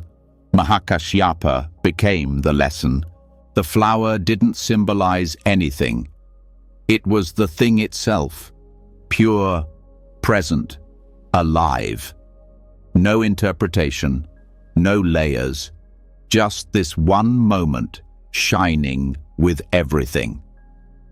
In our own lives, we search for meaning in ideas, in beliefs, in explanations. But Zen asks us to look at what's right here. A breeze across the skin, the warmth of tea, the sound of footsteps on stone. Nothing to add, nothing to understand, just life, blooming quietly in front of us.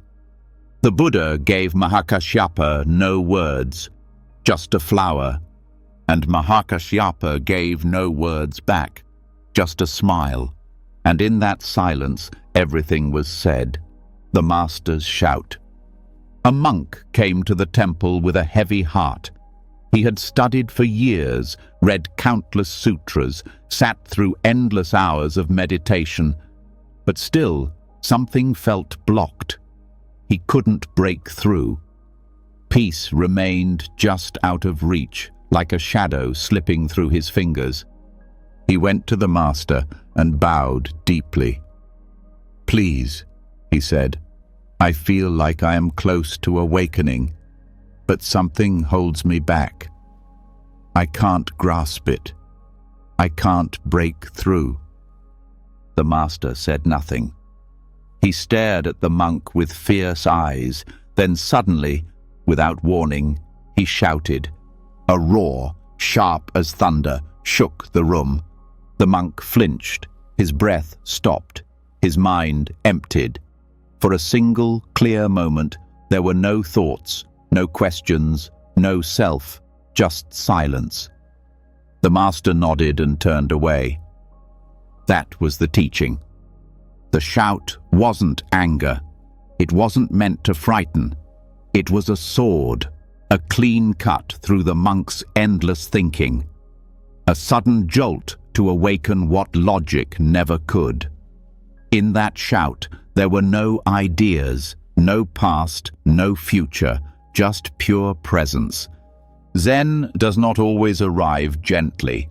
Sometimes it crashes through the door, because the mind is stubborn and awakening does not always come with soft light and whispered words. Sometimes it must break you open, not to hurt, but to show you what's already inside. The monk sat alone for hours after the shout. He didn't move, he didn't speak. He simply sat with the silence the master had uncovered. And in that silence, he found what he had been chasing. Peace not made of answers. Stillness not dependent on understanding. Just this moment, pure, awake, alive. The master's shout was not noise, it was clarity. Because when the mind stops, even just for a heartbeat, everything becomes clear.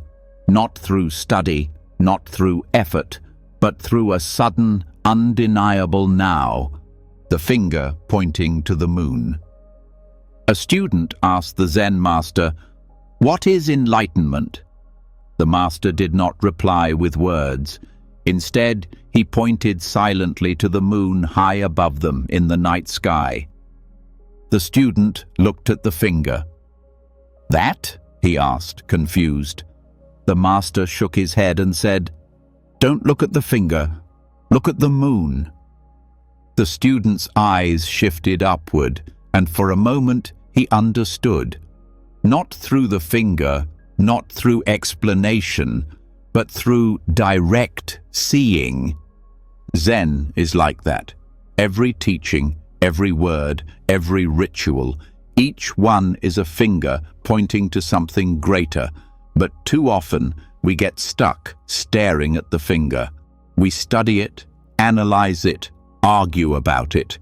We worship the finger. We write books about the finger. We fight over whose finger is pointing the right way.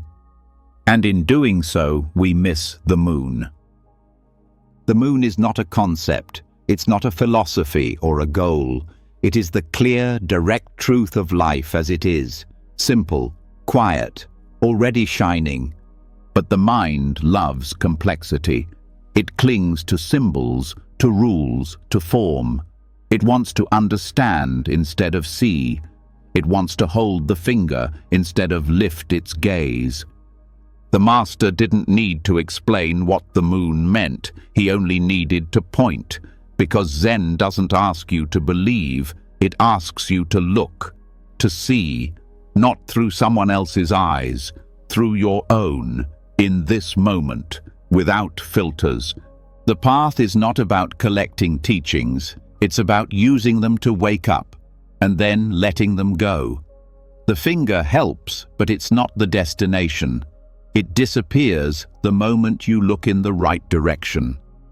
And when you finally stop chasing the finger, when the mind softens and the heart quiets, the moon is just there, silent, full, unmoving, not needing you to understand it, only to notice.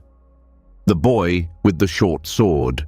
In a small village surrounded by mountains, there lived a boy who dreamed of becoming a great samurai. He was young, fearless, and full of fire. One day, he managed to get a worn-down sword, shorter than most, chipped at the edge, but it was his, and he carried it proudly. He would practice every day, swinging it against tree trunks, shadows, the wind. People laughed. "That sword is too small," they said. "You'll never win a real battle with that." But the boy kept training. He didn't care about how it looked. He cared only about what he could do with it. Years passed, and the village came under threat. A band of thieves swept through nearby towns. Fear spread. The villagers gathered, and the boy, now older, stronger, stood up. "I'll protect us," he said. "I'll fight." They hesitated. "With that?" they asked, pointing to his short, worn blade. But he stepped forward anyway. When the thieves arrived, chaos erupted. People fled. But the boy stood still, calm, focused. His sword flashed through the dust, quick, precise, unshaking. He moved not like someone with the best weapon, but like someone who had become the weapon. The thieves were stunned. They scattered. The villagers were silent. The boy bowed. A wandering monk had watched from afar and later asked him, "How did you win with so little?" The boy replied, "I stopped worrying about what I lacked.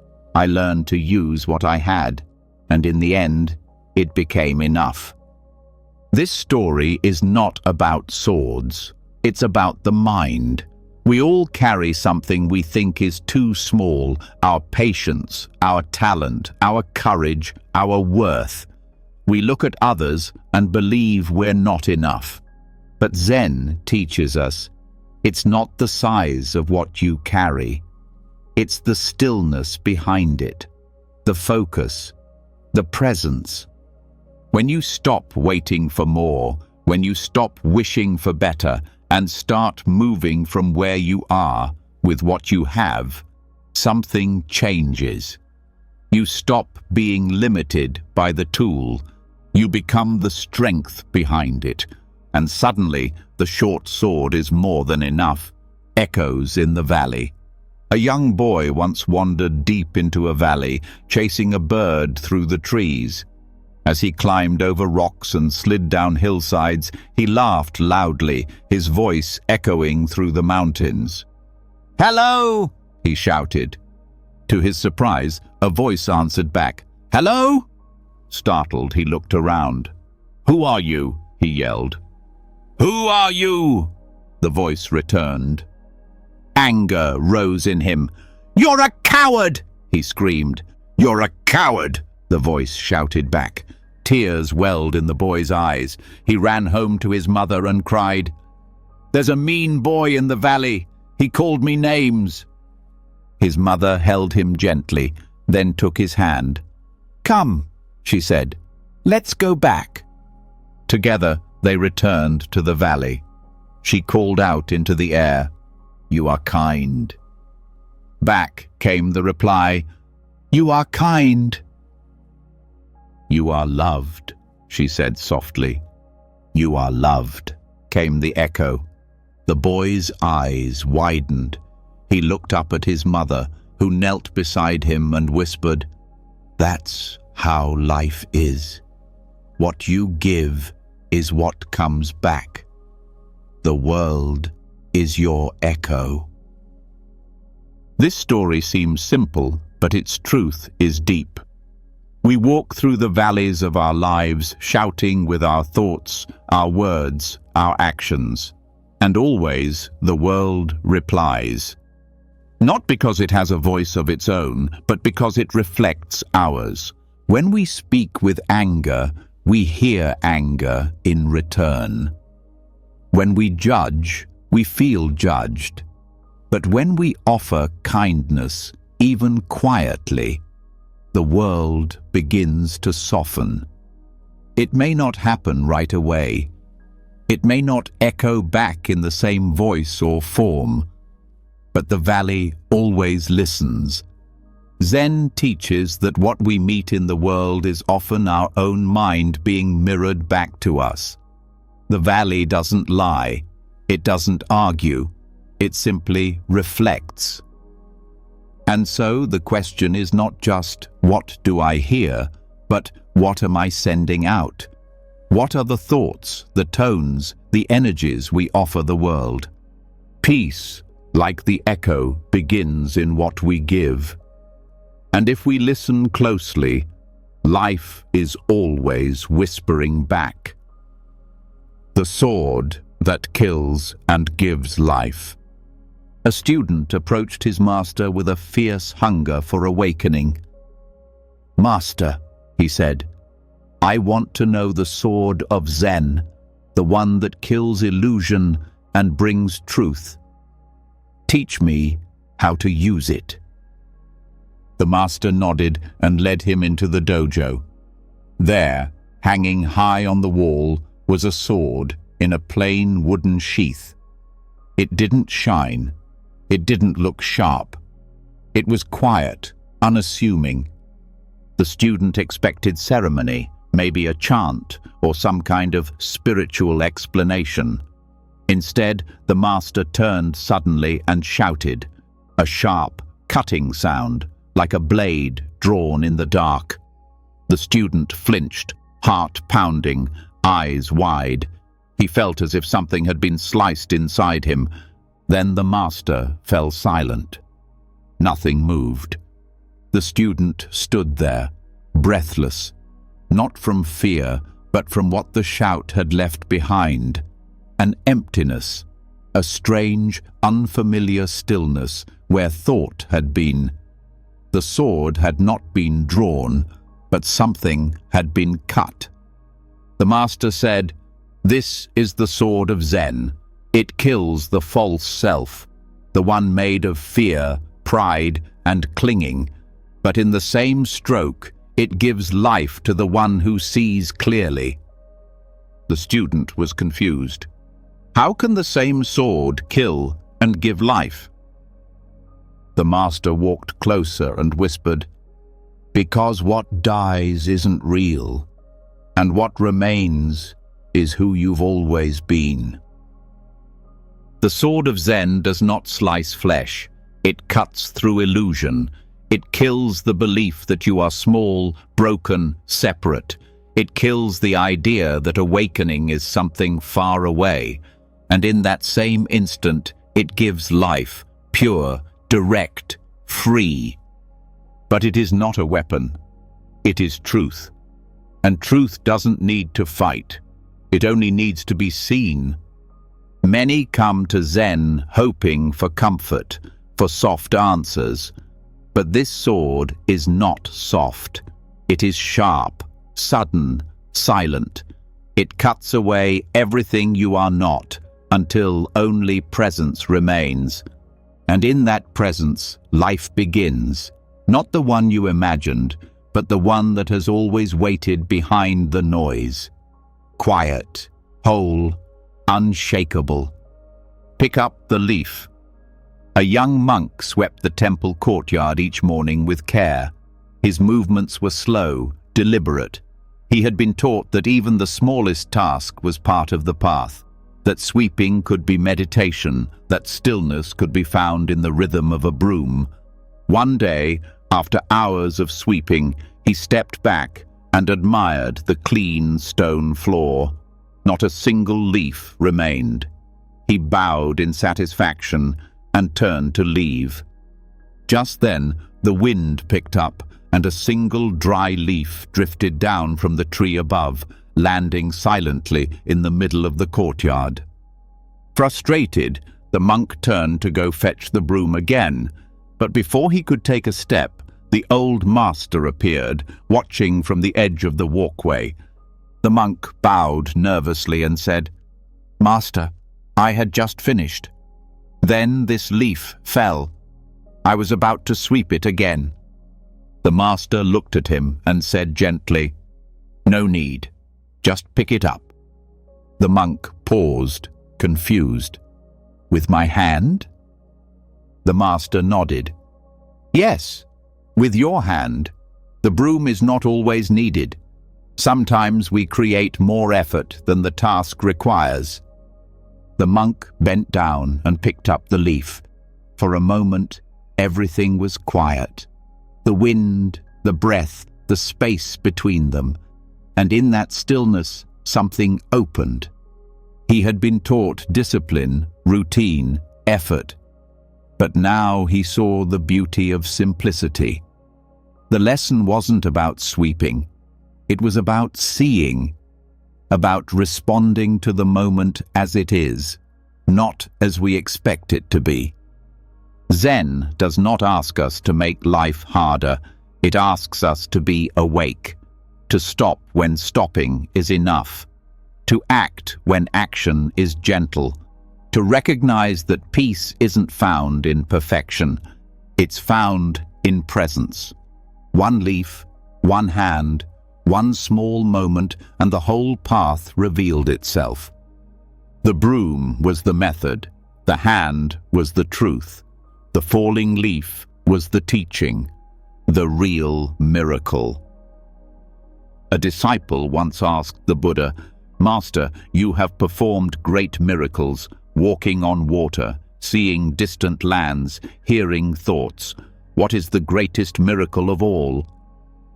The Buddha looked at him, calm and clear, and said, "The greatest miracle is to walk on earth." The disciple was confused. "But anyone can walk on earth," he replied. The Buddha smiled gently. "No," he said, "very few do." The disciple fell silent. He had been looking for something dazzling, something that would lift him above the ordinary. But the Buddha pointed him straight back to it, not away from the world, but deeper into it. To walk on earth, fully, presently, with awareness, is no small thing. We rush, we plan, we regret, we escape. Our bodies are here, but our minds are elsewhere. We walk past flowers without seeing them. We speak without truly hearing. We live without fully living.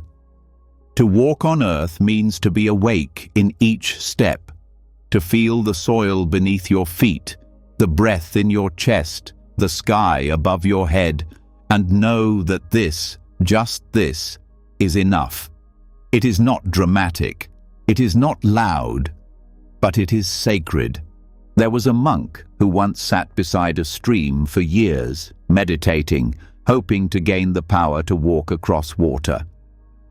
One day, he saw his teacher on the other side of the stream. "Master," he called, "I have almost done it. I think I can cross without touching the bridge." The teacher pointed to the bridge and said, "It only costs a penny to cross. Why waste your life chasing what's already here?" Real awakening isn't about rising above the world. It's about falling into it with open eyes and steady breath. It's about chopping wood, carrying water, washing bowls, not with boredom, but with full attention. The miracle is not in floating above the earth, but in standing on it, Heart open, eyes clear, soul quiet. That is the miracle. That is the path. And those who walk it don't need to shine. They simply need to be here, fully, now. Let it pass. A monk sat beside a quiet stream, his robes still, his breath even. He had been wrestling with thoughts all morning, memories that pulled him back, fears that pulled him forward. He tried to push them away. He tried to fight them with silence, with chanting, with effort. Still, they returned, louder than before. The old master approached slowly and sat beside him, saying nothing for a long time. Just the sound of water over rocks, the soft rustle of leaves. Finally, the monk turned and said, "Master, my mind will not settle. It keeps dragging me into old pain. I try to stop it, but it only grows stronger." The master picked up a leaf and dropped it into the stream. Together they watched as it floated, twisted, and disappeared down the current. "That," the master said, "is how you must treat your thoughts. Let them pass. Don't hold. Don't push. Just watch." The monk looked into the water, the ripples soft and endless. For the first time, he didn't resist his thoughts. He just let them come, like clouds in the sky, like leaves on the stream. Some were heavy, some were light, but all of them moved. None of them stayed. And in watching them go, something within him grew quiet. We are taught to fix our thoughts, to correct them, to analyze or escape them. But Zen teaches another way: not to cling, not to fight, just to notice, just to let them pass. A thought is only a thought. A feeling is only a feeling. It does not define us. It does not control us unless we grab it, unless we hold it close and call it me. But when we see the mind like a stream, we begin to trust the movement. We learn that stillness is not the absence of thought, it's the absence of clinging. The monk sat longer now, not to silence the mind, but to watch it. The thoughts still came, but they passed. And in their passing, the stillness that had always been there began to rise, not created, not achieved, simply uncovered. The true man without rank. A student once asked the great Zen master Rinzai, "Who is the true man of Zen?" Rinzai looked at him without blinking and said, "The true man has no rank." The words hung in the air, still and sharp. The student bowed, but inside he was confused. No rank? No title? How could that be? Isn't the goal to become something enlightened, wise, awakened? Isn't the path about rising higher? But Rinzai's answer pointed in the opposite direction. Not up, but inward. Not toward achievement, but toward simplicity. The true man without rank is not special. He holds no position, claims no status. He doesn't speak from authority. He doesn't shine with spiritual pride. He lives quietly, moves freely, and belongs nowhere, yet is at home in every place. He may be a monk or a farmer, a cook in the temple kitchen, or a beggar in the street. He could be anyone, anywhere, because he does not cling to any role. His identity is not wrapped in robes or respect. He does not carry the weight of trying to be something. That is why he moves so lightly. To live without rank means to drop all labels: holy, unholy, worthy, unworthy. It means to stop chasing the image of what you think you should become, and instead return to what you are: simple, clear, awake.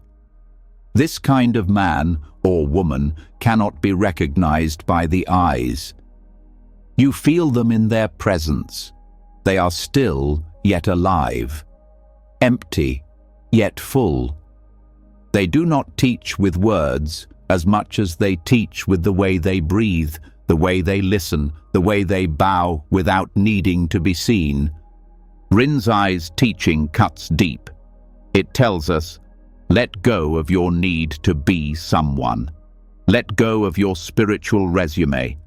Stop trying to be enlightened. Instead, just be real. Just be here. Just be free of rank, free of comparison, free of becoming. Because the true man without rank isn't high or low. He is simply true. And in that truth, nothing more is needed. The death of a Zen master. The old Zen master lay on his mat, his breath shallow, his body thin as paper. The monks gathered around him in silence. Some looked down, some held back tears. For decades, he had guided them through storms of doubt, through the fire of questions, into the cool waters of stillness. And now his final breath was near. One monk stepped forward and asked softly, "Master, is there anything else we should know?" The master opened his eyes, the corners of his mouth lifting slightly. "I have taught you everything I could," he said. "But the truth cannot be given, it must be seen." The monks nodded. Then another asked, "Master, what is your final teaching?" The master took one breath, slow, full, and whispered, "Ah, I see it clearly now." Then he laughed and died. The monks were stunned. His death was not solemn. It was not heavy.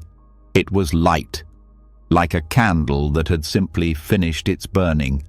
No clinging, no fear, only laughter. One monk finally asked, "What did he see?" Another answered, "Nothing and everything." This is how Zen ends, not with drama, not with grand visions, but with simplicity so clear it can no longer be explained.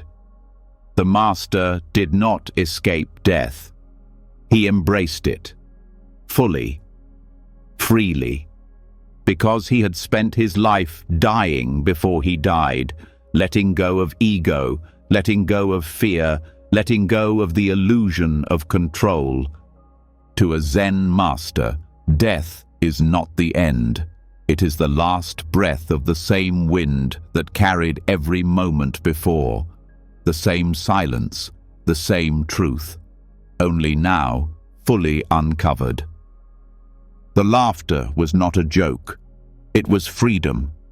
It was the realization that there had never been anything to hold on to, nothing to fear, not even death. The monks sat for a long time in the quiet that followed, not mourning, not explaining, just breathing, just being. And in that silence, his final teaching lived on, not in words, but in the space he left behind. No merit. A seeker traveled far to meet the great Zen patriarch Bodhidharma, the wild-eyed monk who had brought the teachings from India to China. After many days and nights of walking through wind, hunger, and doubt, he finally stood before the master's cave, where Bodhidharma sat in silence, unmoving, eyes like mountains. The seeker bowed deeply. "I have studied the sutras," he said. "I have practiced discipline, generosity, meditation. What merit have I gained?" Bodhidharma looked at him, eyes sharp, voice quiet. "No merit," he said. The words hit the seeker like a blow. "No merit?" he asked, startled. "But I've done so much, given so much. Doesn't it count for anything?" "No merit," Bodhidharma repeated. "True practice is beyond gain, beyond reward, beyond self." The seeker stood in stunned silence.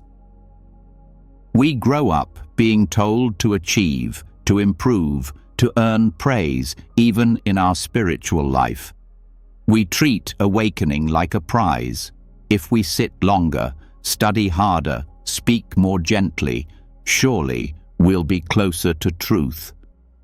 But Zen doesn't walk that road. Zen burns that map.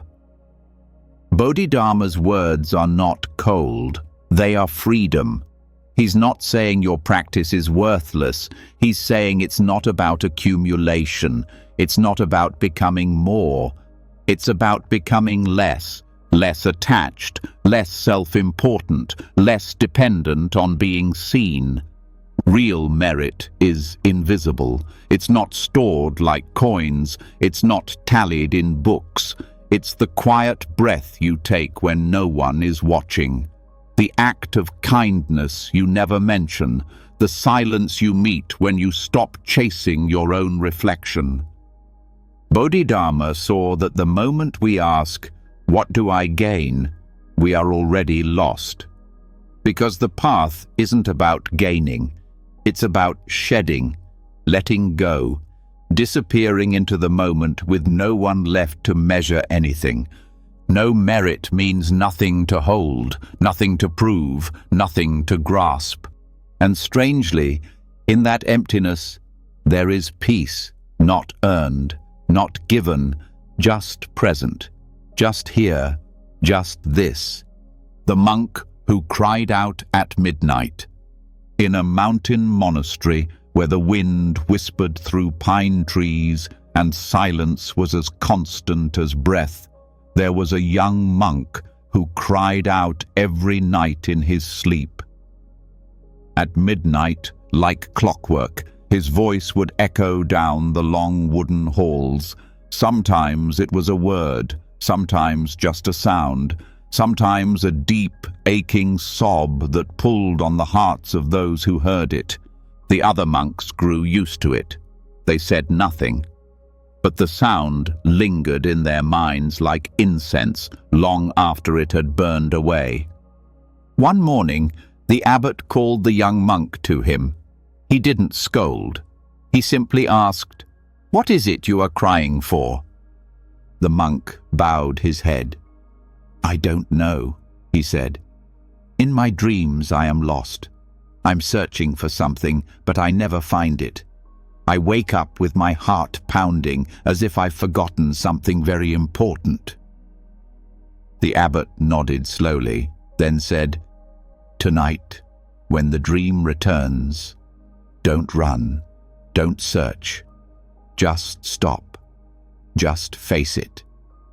That night, as the moon cast shadows across the temple walls, the monk fell into the dream again. The same dark forest, the same endless path. But this time, he did not move. He stood still. He listened. And in the stillness, the forest changed. The trees opened. The shadows softened. There was no fear, no chasing, no voice calling him away. The next morning, the monastery was silent, but this time no cries came at midnight. The young monk rose early, his eyes calm, his breath slow. When asked what had happened, he said only this: "There was nothing to find, only something to stop running from." We all cry out in the night, in dreams, in thoughts, in the quiet places of the heart. We chase what we think we've lost. We flee what we don't want to feel. But Zen does not teach us to escape. It teaches us to stop, to turn and face the ghost. and in that stillness we see. The fear was never the enemy. The running was. Peace comes not from finding, but from no longer needing to. Snowflakes fall nowhere else. A Zen monk stood outside the temple one winter morning, watching snow drift silently from the sky. The air was still, the world wrapped in white.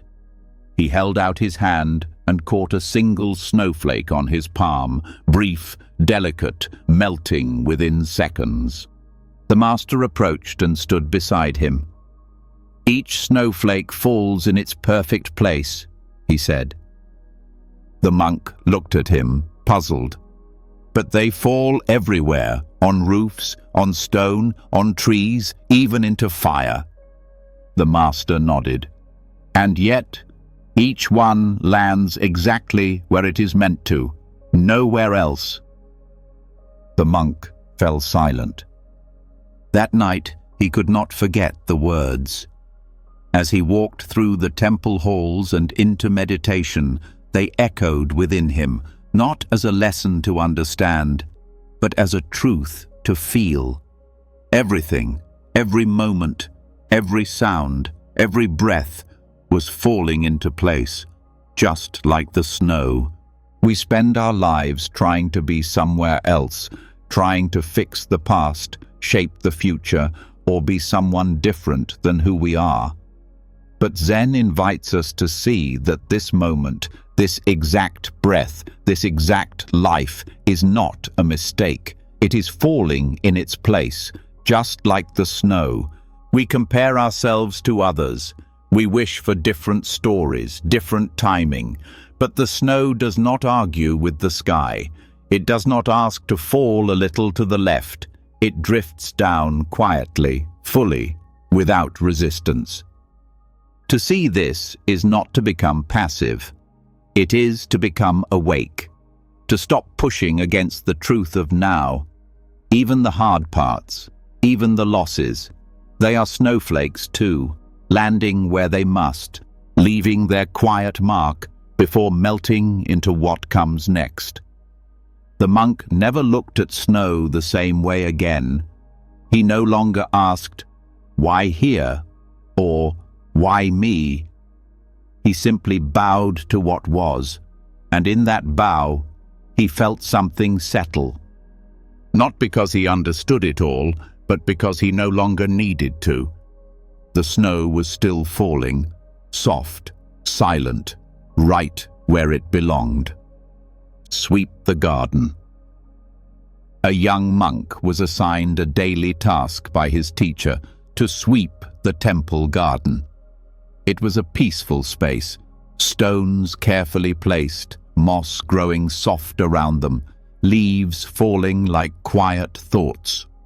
Each morning, the monk would rise before dawn, take up his broom, and sweep the garden clean.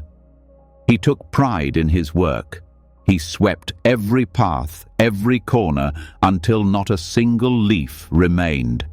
But just as he would finish, a breeze would come, and more leaves would drift gently down. Frustrated, he would sweep again, over and over, trying to perfect what could not stay perfect. One day he went to the master and asked, "How can I keep the garden clean? The leaves keep falling. I sweep and sweep, but it never ends." The master smiled and said, "Sweep the garden, then forget it." The monk blinked. "Forget it?" "Yes," the master said. "Sweep with your full heart, then let the leaves fall where they may. The garden is not meant to stay clean forever. Neither is the mind." The monk returned to the garden. He swept again, but this time with a lighter touch. He listened to the sound of the broom on stone. He breathed with the falling leaves. When he finished, he bowed and left, without looking back.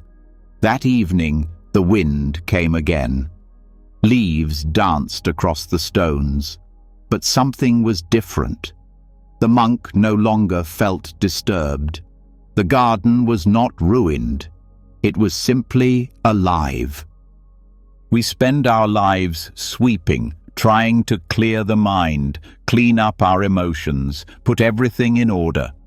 But Zen teaches, the goal is not a spotless mind, but a mind that doesn't cling to the mess. Peace does not come from having nothing fall. It comes from no longer needing it to stay gone.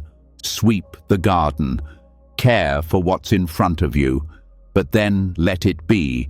The leaves will fall, the wind will blow, the moment will change, and that too is perfect. Not knowing is most intimate. A monk once asked the great Zen master Dongshan, "What is the Buddha?" He expected a teaching, something clear, something to hold. But the master looked at him and replied, "Not knowing is most intimate." The monk blinked. It didn't make sense. How could not knowing be close? Wasn't knowing the point of the path? To study, to understand, to reach certainty? But the master said nothing more. Just those few words, like a small stone dropped into a still pond. That night, the monk could not sleep. His thoughts circled the phrase again and again. Not knowing intimate? He had come all this way to find clarity, and the master had given him confusion instead. But something in him softened. He began to notice how his need to know was a kind of armor, a way of holding the world at a distance. He saw how he filled silence with answers, filled space with opinions, filled the unknown with fear. And now he sat quietly, no longer needing to solve anything, just feeling the moment as it was. The cool floor beneath him, the night air moving through the paper doors, his breath rising and falling.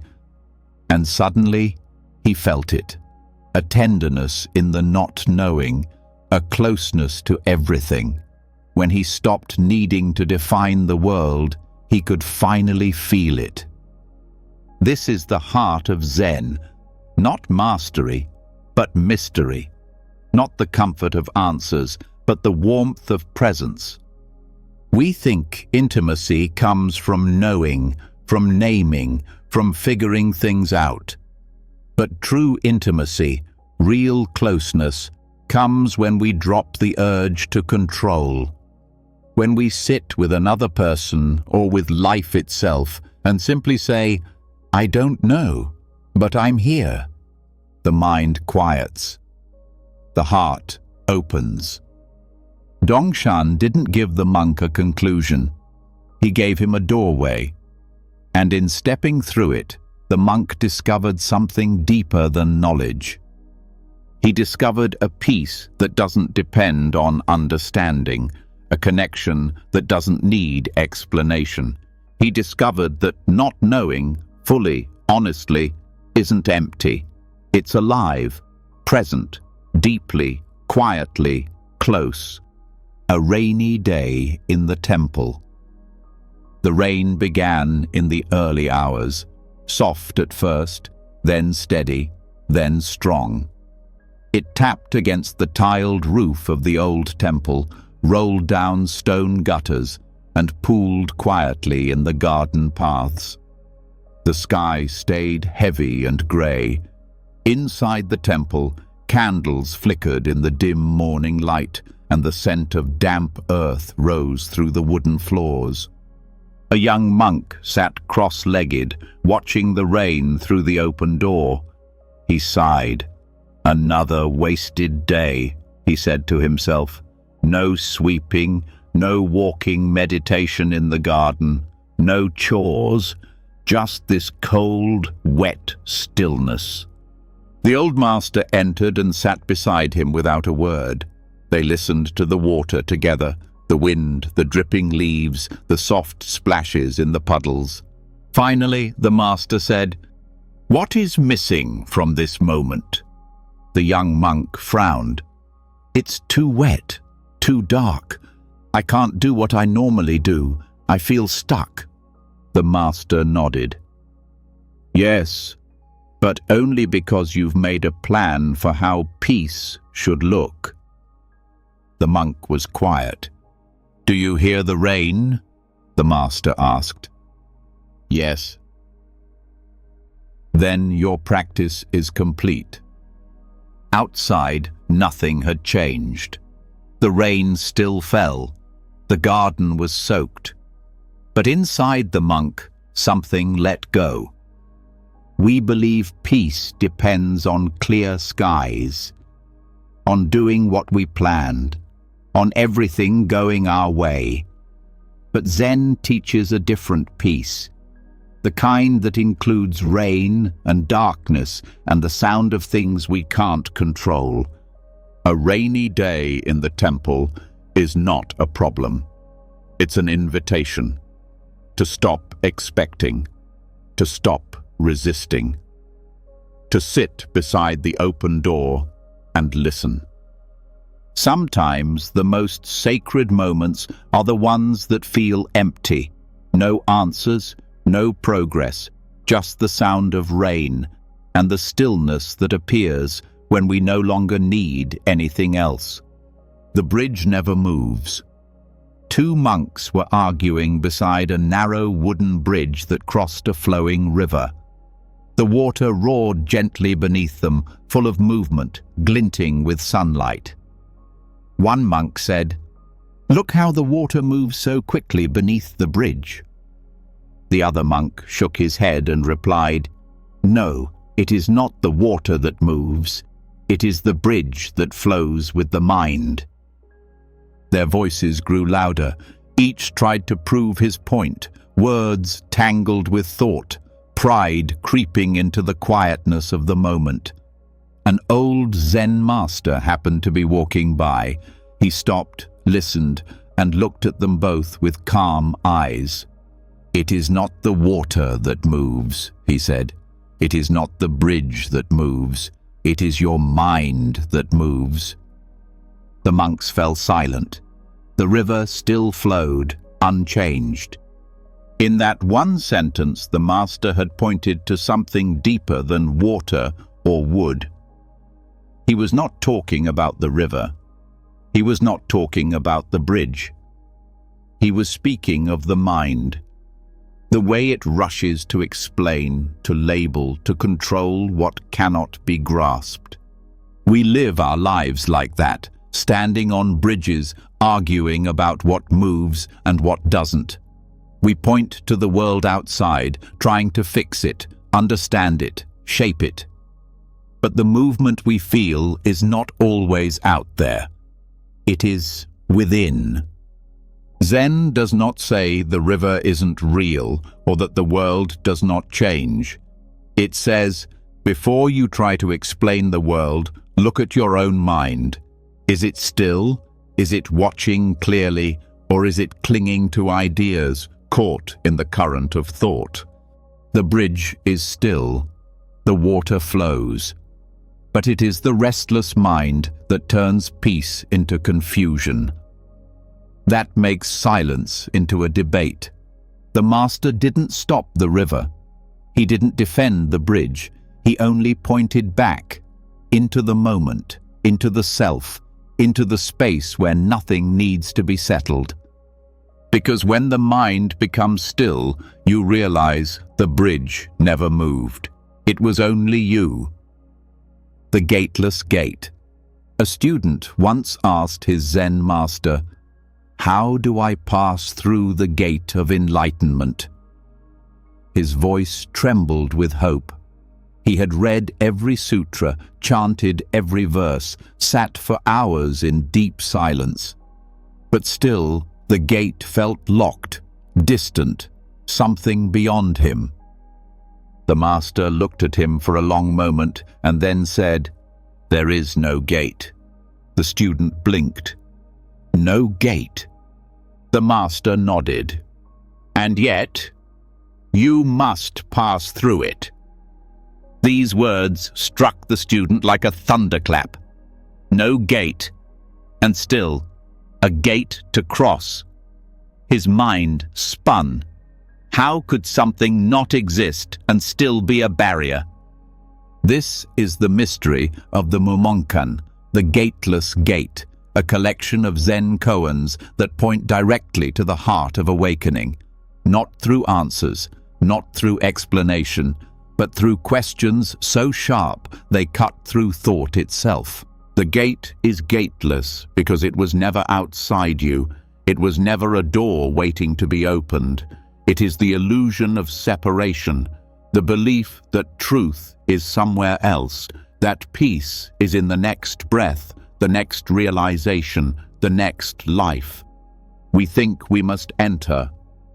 But in Zen, to awaken is to realize there is nowhere to go, nothing to attain, no gate to pass through, except the one we ourselves have built. The Master's words were not a riddle. They were a mirror. He was showing the student that the gate was the mind's own creation, its questions, its seeking, its hunger for something more. And that the moment he let go of needing to cross anything, he would already be there. The Mumonkan does not guide with clear paths.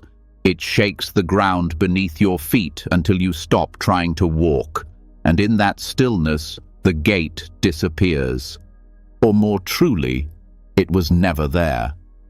And so the student sat, not to pass through, but to see what had always been on the other side of his own thoughts.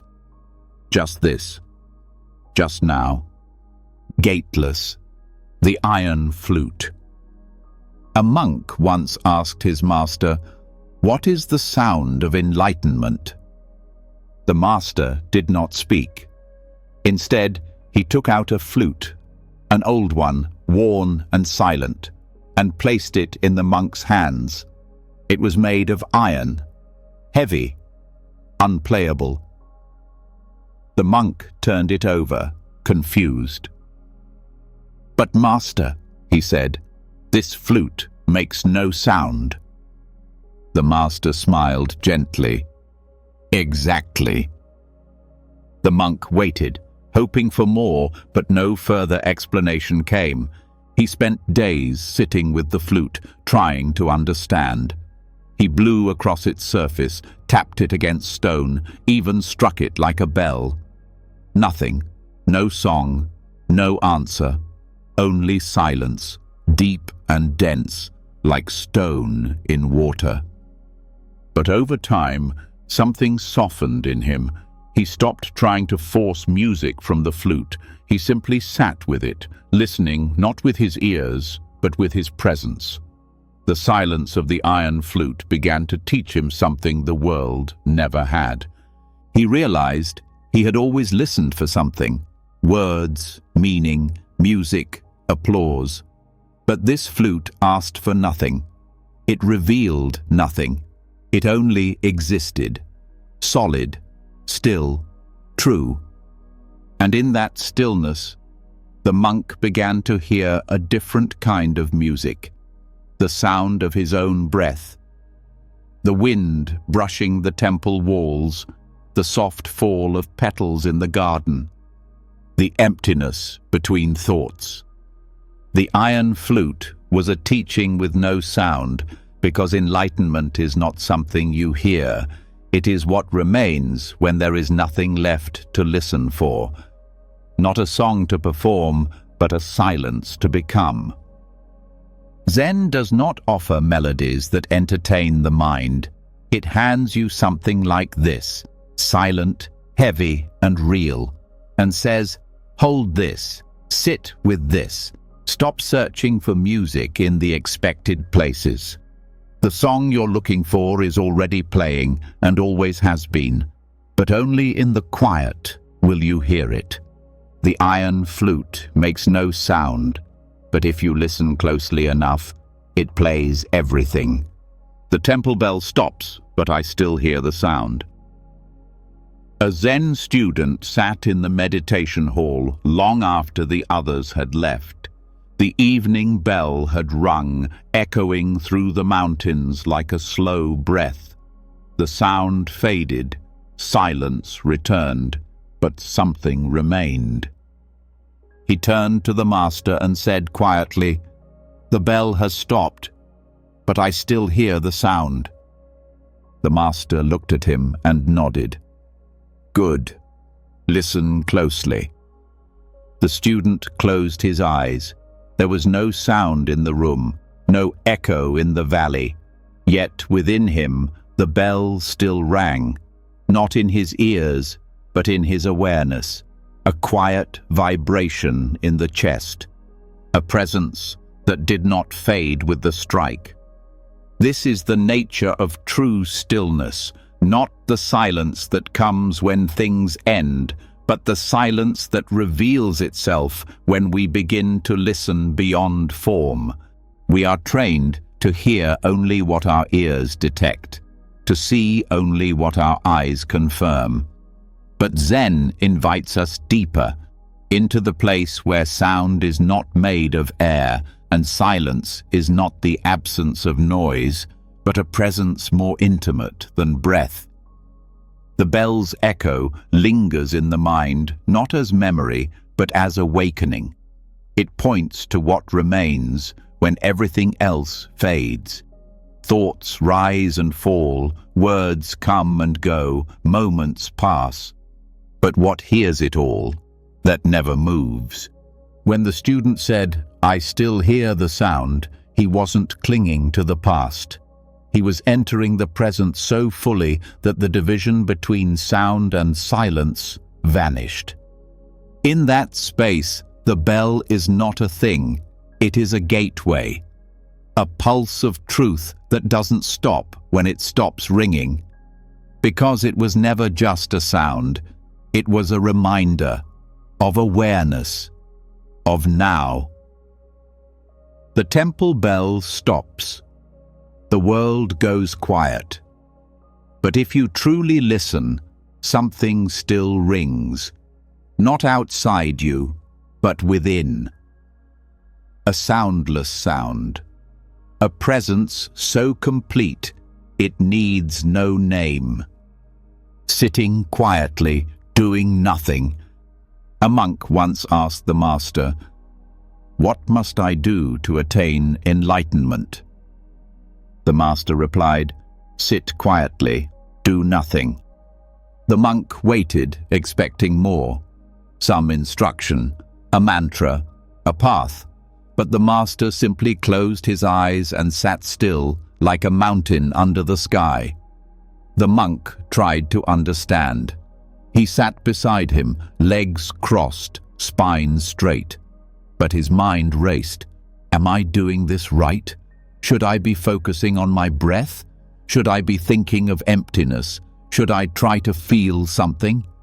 Still, the master said nothing. Day after day, the monk returned. He followed the advice as best he could. Sit quietly, do nothing. But the silence made him restless. His mind filled the space with questions, memories, fears. He wanted results. He wanted stillness to reward him, but all he found was himself, raw and unfiltered. Until one morning, something shifted. The monk sat just like before, but this time he stopped trying. He stopped measuring the moment. He stopped reaching for insight or chasing away thought. He just sat. No effort, no struggle, just breath, just being. In that deep stillness, everything became clear, not in thought, in presence. The wind outside moved through the trees. A bird landed on the stone path. Somewhere, a pot clinked in the kitchen, and all of it felt complete. Nothing lacking, nothing to fix.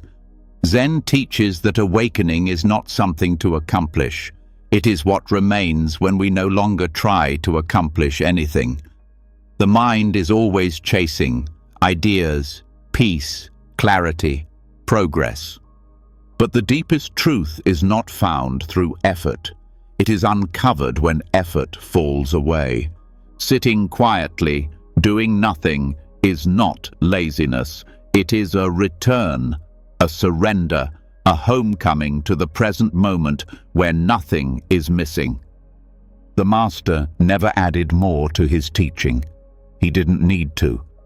The monk had discovered that silence is not empty.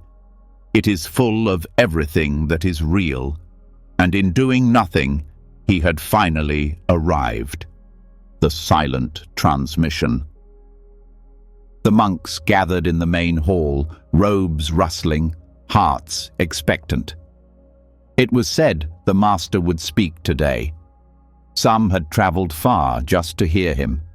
Others had waited weeks for this moment. The air buzzed with questions about enlightenment, about life, about the mind and how to free it. When the Master entered, all fell silent. He sat before them, upright and still. He looked out across the hall, meeting the eyes of each monk with a gaze calm and clear. But he said nothing. The minutes passed. A few monks glanced at one another, unsure. Still, the Master did not speak.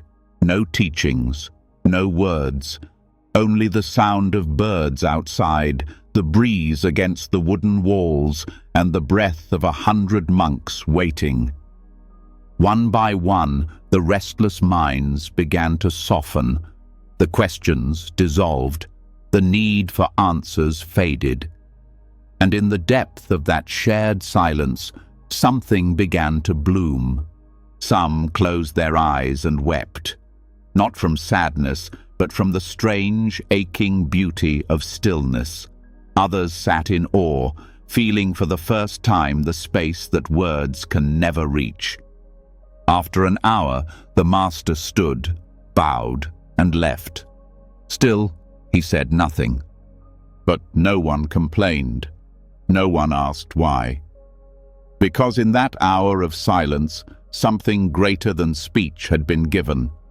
A direct transmission from heart to heart, from stillness to stillness.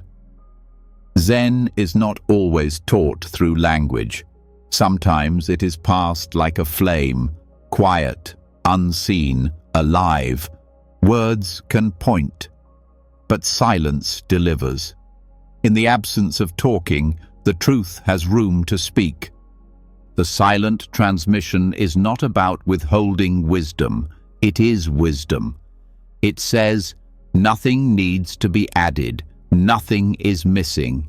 Just be here, completely.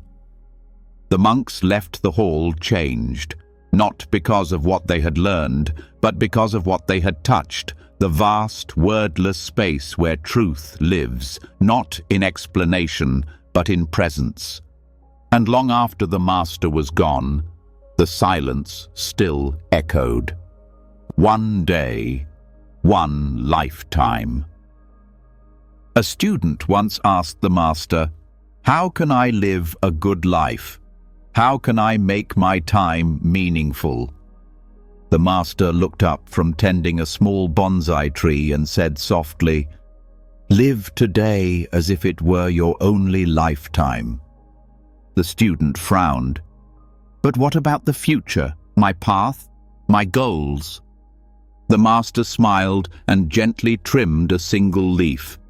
"There is no path but this step, no future but this breath. One day, lived fully, is a lifetime." The words settled into the student like a quiet seed. That evening, he swept the temple steps more slowly. He ate his rice with deeper attention. He watched the lanterns flicker without needing to think. Everything became more vivid, yet simpler. Not because the world changed, but because he stopped waiting for life to begin later. Zen teaches that this moment is not a piece of time. It is the whole of it. We often live with the illusion that life is a long road stretched out ahead with something important waiting at the end. But that end never comes the way we imagine. What we call tomorrow is always a thought. What we call someday is always out of reach. And while we chase them, we miss the only thing that's real, this breath, this step, this sky. To live one day as a lifetime does not mean rushing to accomplish more. It means slowing down enough to feel more, to bow while sweeping the floor, to drink tea as if it's the last cup, to speak only what is true, to walk without hurrying, to pause, to really pause. The student did not become a master overnight, but he began to live differently, not out of fear of dying, but out of love for being here, fully. One day, one lifetime. That is all Zen asks, and all it gives. Bodhidharma and Emperor Wu. Emperor Wu of China was a devout Buddhist. He had built countless temples, funded monasteries, supported monks, and copied sutras by hand. When he heard that the great Indian master Bodhidharma had arrived in China, he summoned him at once. The emperor sat proudly on his throne, robes flowing, incense burning, surrounded by gold statues and polished floors. With great seriousness, he said, "I have built temples, given offerings, supported the Dharma. What merit have I earned?" Bodhidharma looked at him, eyes steady and unmoved. "None," he said. The emperor was stunned. "No merit, but I've done all this in the name of the Buddha." Bodhidharma replied, "These are good deeds, but they are empty. They are shadows, if done with attachment to reward." The emperor grew uneasy, but pressed on. "Then what is the highest meaning of the holy truth?" Bodhidharma answered, "Vast emptiness, nothing sacred." Now the emperor was confused. "Who then are you to speak this way?" "I do not know," Bodhidharma said. And with that, the conversation ended. The emperor didn't understand. He had expected praise, recognition, perhaps a grand teaching. But Bodhidharma offered none of it. No comfort, no reward. Only the pure, sharp truth, cutting through pride, through attachment, through self. This moment became one of the most famous encounters in Zen history, not because it flatters the seeker, but because it reveals the path's true face. Zen does not value doing for gain. It values being without grasping. Actions done to earn merit are still rooted in self. Enlightenment is not a prize. It is the dropping of all seeking. When Bodhidharma said, "Vast emptiness, nothing sacred," he wasn't denying the sacred. He was saying, the sacred is not in temples or titles. It's in the space where nothing is clung to, not even the idea of holiness. And when he said, "I do not know," it wasn't ignorance. It was freedom, the kind that no identity can hold. The emperor sought meaning through effort. Bodhidharma pointed to what is already here, beyond effort, beyond reward, beyond knowing. Just this, just now, empty, alive, awake. 3 pounds of flax. A monk once asked the great Zen master Dongshan, "What is Buddha?" Without pausing, Dongshan replied, 3 pounds of flax."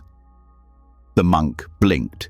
He had expected something profound, maybe a great truth about emptiness, or a lesson on compassion, or a reference to the sutras. But 3 pounds of flax, just a simple earthy item weighed for market use? Dongshan didn't explain. He returned to his work, folding cloth with steady hands. The monk walked away, puzzled, but over time something began to unravel inside him. He couldn't stop thinking about it.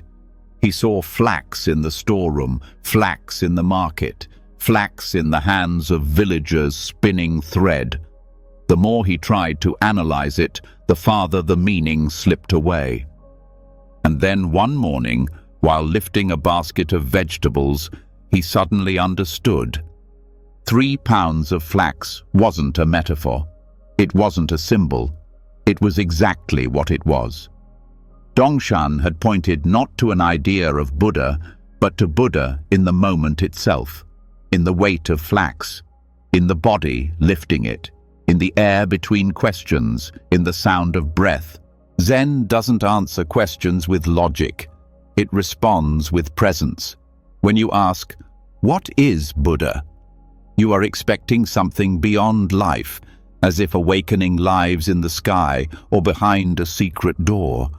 But Zen says, it is here, in the very thing you're overlooking, in your hands, on the floor, in the ordinary. Dongshan didn't speak nonsense.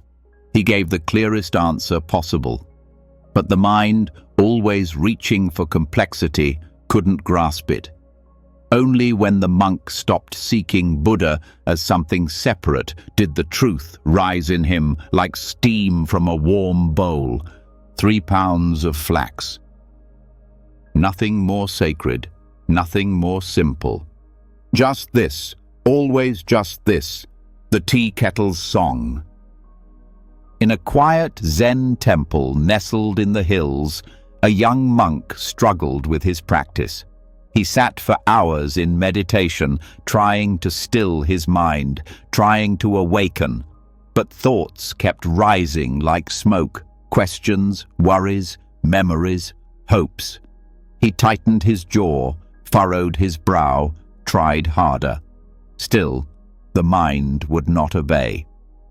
One morning, while sweeping the kitchen, he heard a sound. The kettle on the stove had begun to whistle, soft at first, then rising steadily. He stopped and listened. The whistle was clear, high, almost joyful. The old cook walked in, smiling. "Ah," he said, "the kettle is singing again." "Singing?" the monk asked, confused. The cook nodded.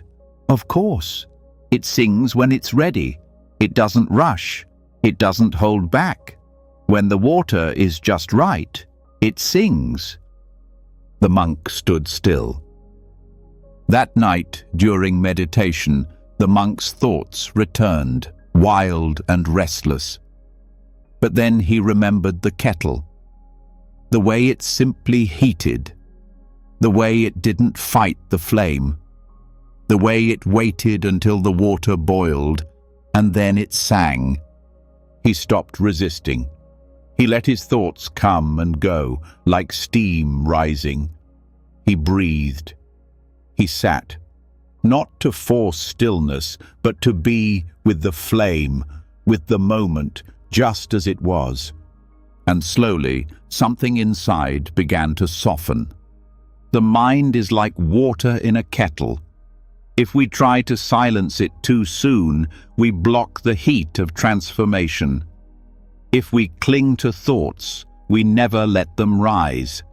But if we sit patiently, without pushing, without pulling, the moment comes when everything aligns.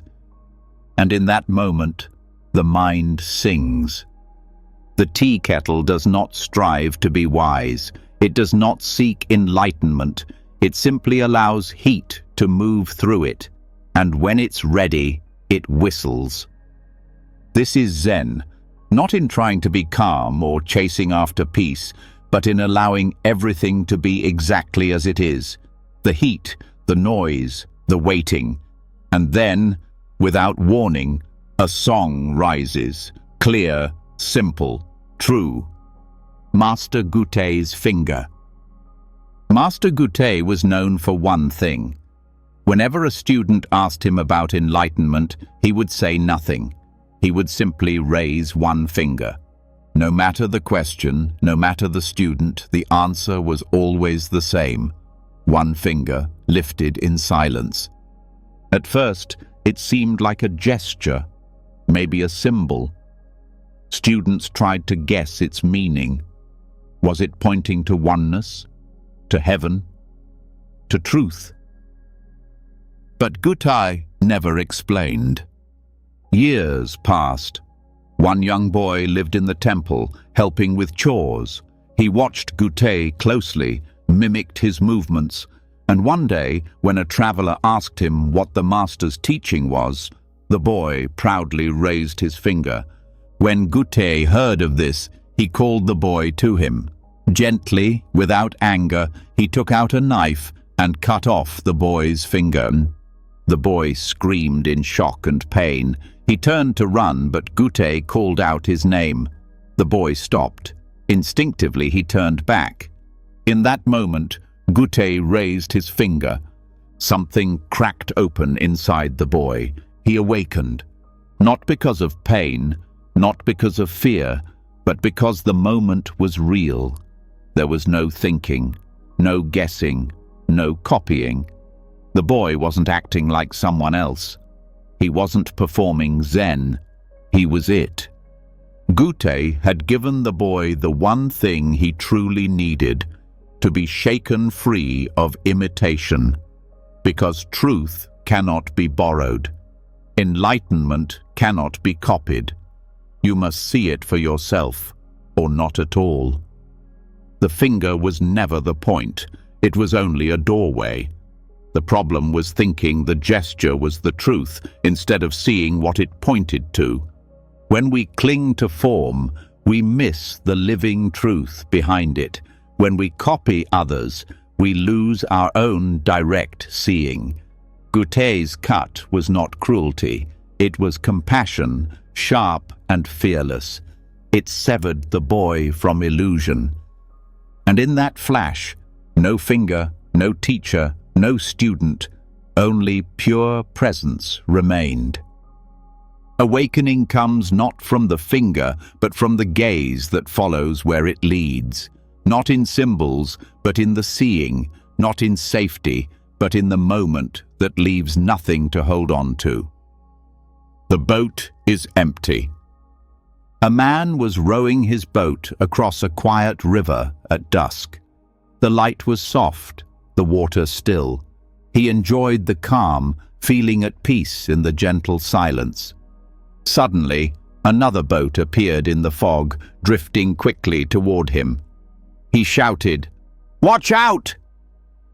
But the boat kept coming. He grew angry. "Are you blind?" he yelled. Still no response. The boat struck his, rocking him hard. His anger boiled over. He grabbed the sides, ready to curse the other rower. But when he looked inside, he stopped. The boat was empty. It had come loose upstream, drifting with the current, carrying no one at all. And in that instant, everything changed. The anger drained from his body. There was no one to blame, no one to fight. Only a boat, a river, and the echo of his own voice in the fog. That was the moment he understood. When we believe someone is responsible for our pain, we react, defend, attack, cling. We build stories of fault and injustice, but most of the time, the boat is empty. The hurtful words, the unexpected changes, the disappointments, they are not always personal. They are life-moving, currents shifting, no driver, just cause and effect, moment by moment. The man sat back down, quiet now, the river lapping gently at the sides of his boat. Zen teaches that peace comes not from controlling the world, but from seeing it clearly. The world is full of empty boats, people lost in their own pain, events without intention, moments that collide not by malice, but by motion. If we meet each collision with ego, we suffer. But if we can pause, breathe, and look inside, often we'll see no one is there. Just a boat, just a moment, just this. And in that space, anger dissolves, blame softens, the river flows on, and the heart finally becomes still. Carrying the corpse.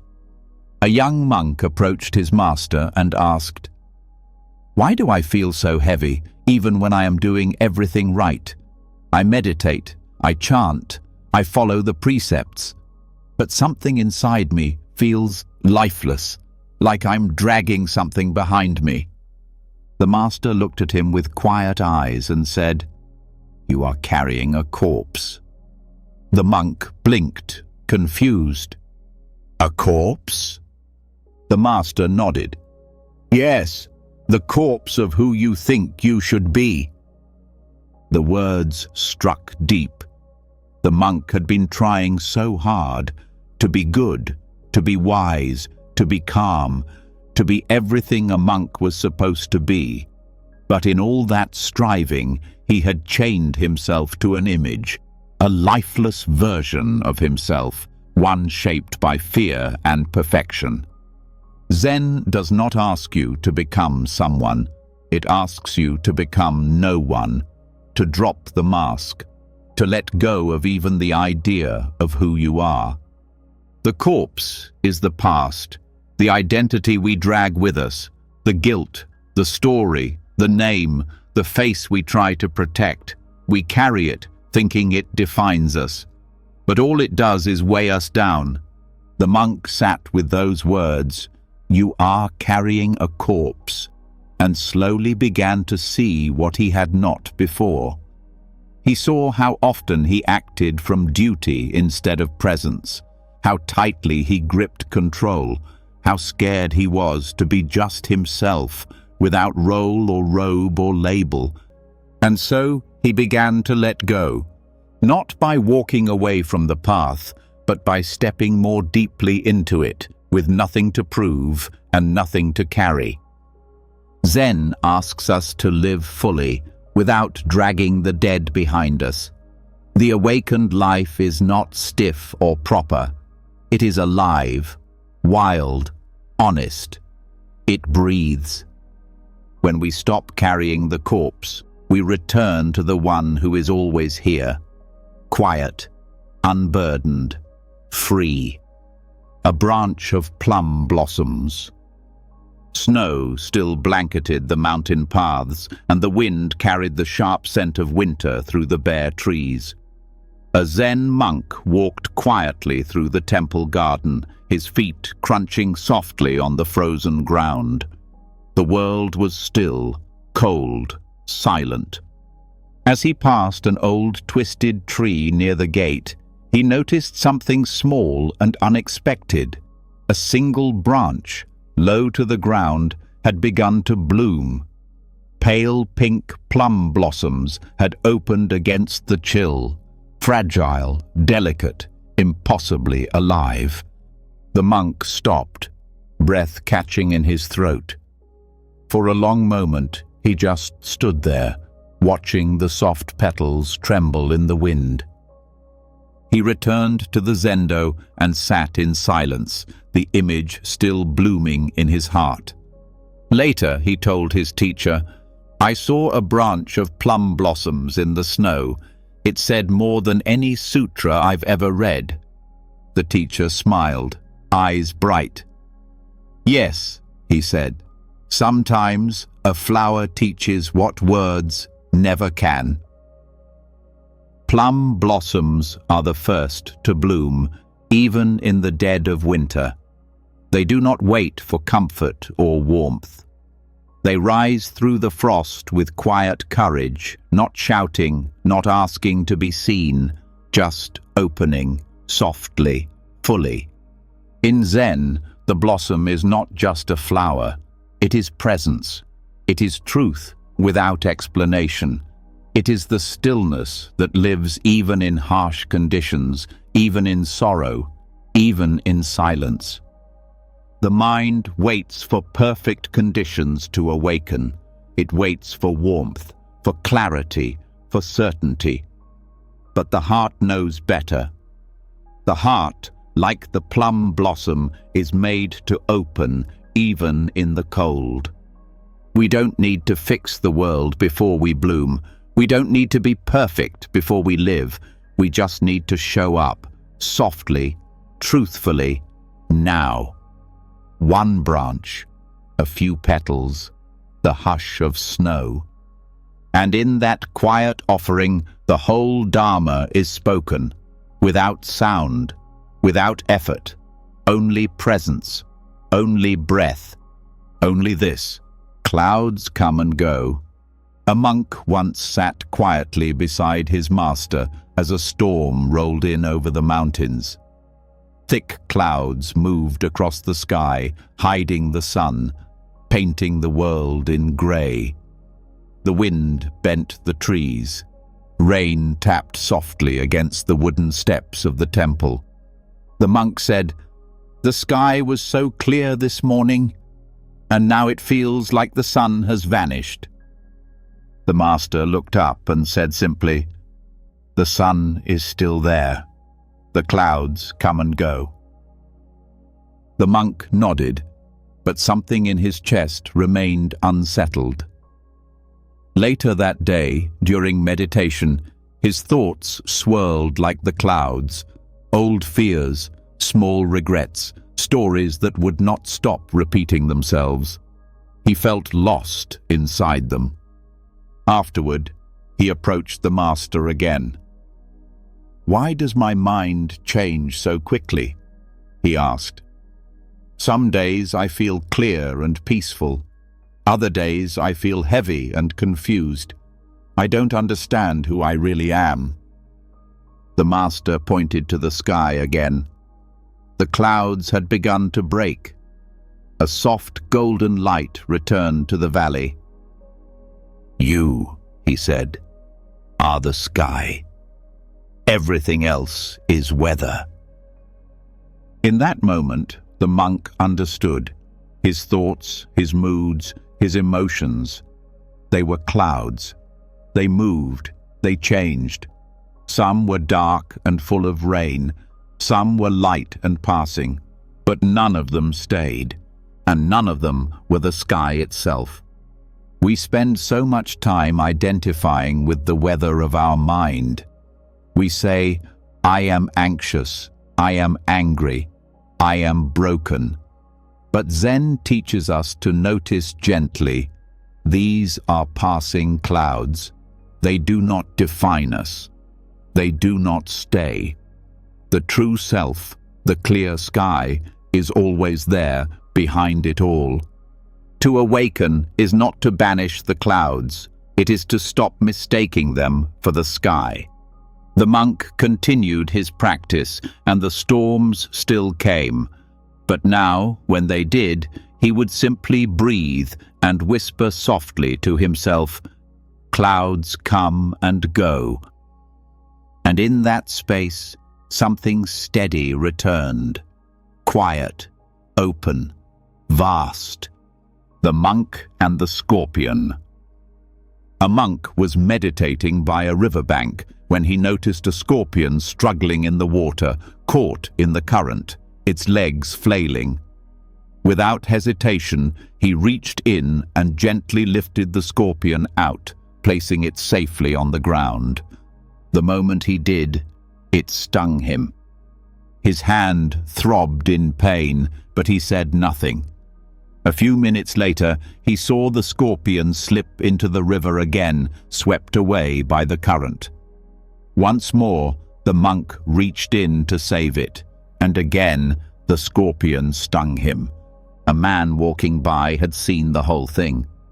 "Why do you keep helping it?" he asked. "It stings you every time. Don't you see? That's just what scorpions do." The monk looked at his swollen hand, then at the scorpion resting quietly on a rock. "Yes," he said, "it is the scorpion's nature to sting, but it is my nature to save." The man was silent. This story is not about foolishness. It is about staying true to the heart, even when the world stings. The monk did not save the scorpion because it deserved kindness. He saved it because he chose compassion over pain, love over fear. In life, people may hurt us with their words, their actions, their silence, and when they do, we often recoil, we harden, we close. But Zen reminds us, your peace is not determined by how others act. It is shaped by how you respond. To live with an open heart does not mean you do not feel pain. It means you do not let pain define who you are. The monk did not reach into the water expecting gratitude. He did not rescue to feel noble. He simply responded with presence, with care, because that is the practice, to act not from reaction, but from intention. The scorpion may sting again, life may wound again, but the heart that stays soft in the face of harm is not weak, it is free. And freedom, like compassion, doesn't need a reason. It only needs the courage to remain open. The hollow bamboo. A monk once asked his master, "What must I become to be free?" The master walked silently into the garden, paused beside a grove of bamboo, and pointed to a tall, slender stalk swaying gently in the wind. "Be like that," he said, "a hollow bamboo." The monk followed the gesture, but frowned. "But master, bamboo is empty inside." The master smiled. "Exactly." The words didn't make sense at first. The monk had always believed he needed to fill himself, fill his mind with teachings, his heart with discipline, his life with purpose. He thought freedom would come when he had gained enough wisdom to be someone, but the master was saying something different. Day by day, the monk began to watch the bamboo more closely. It grew tall but never stiff. It bent with the wind, never breaking. Its strength came from its emptiness, and because it was hollow, it could be used for anything: a flute, a pipe, a cup, a vessel for tea or silence. He began to understand, the more we are filled with opinions, attachments, pride, fear, the less space there is for truth to move through us. A full mind cannot hear, a full heart cannot breathe. But the hollow bamboo does not resist, it allows. To become free is not to become more, it is to become less.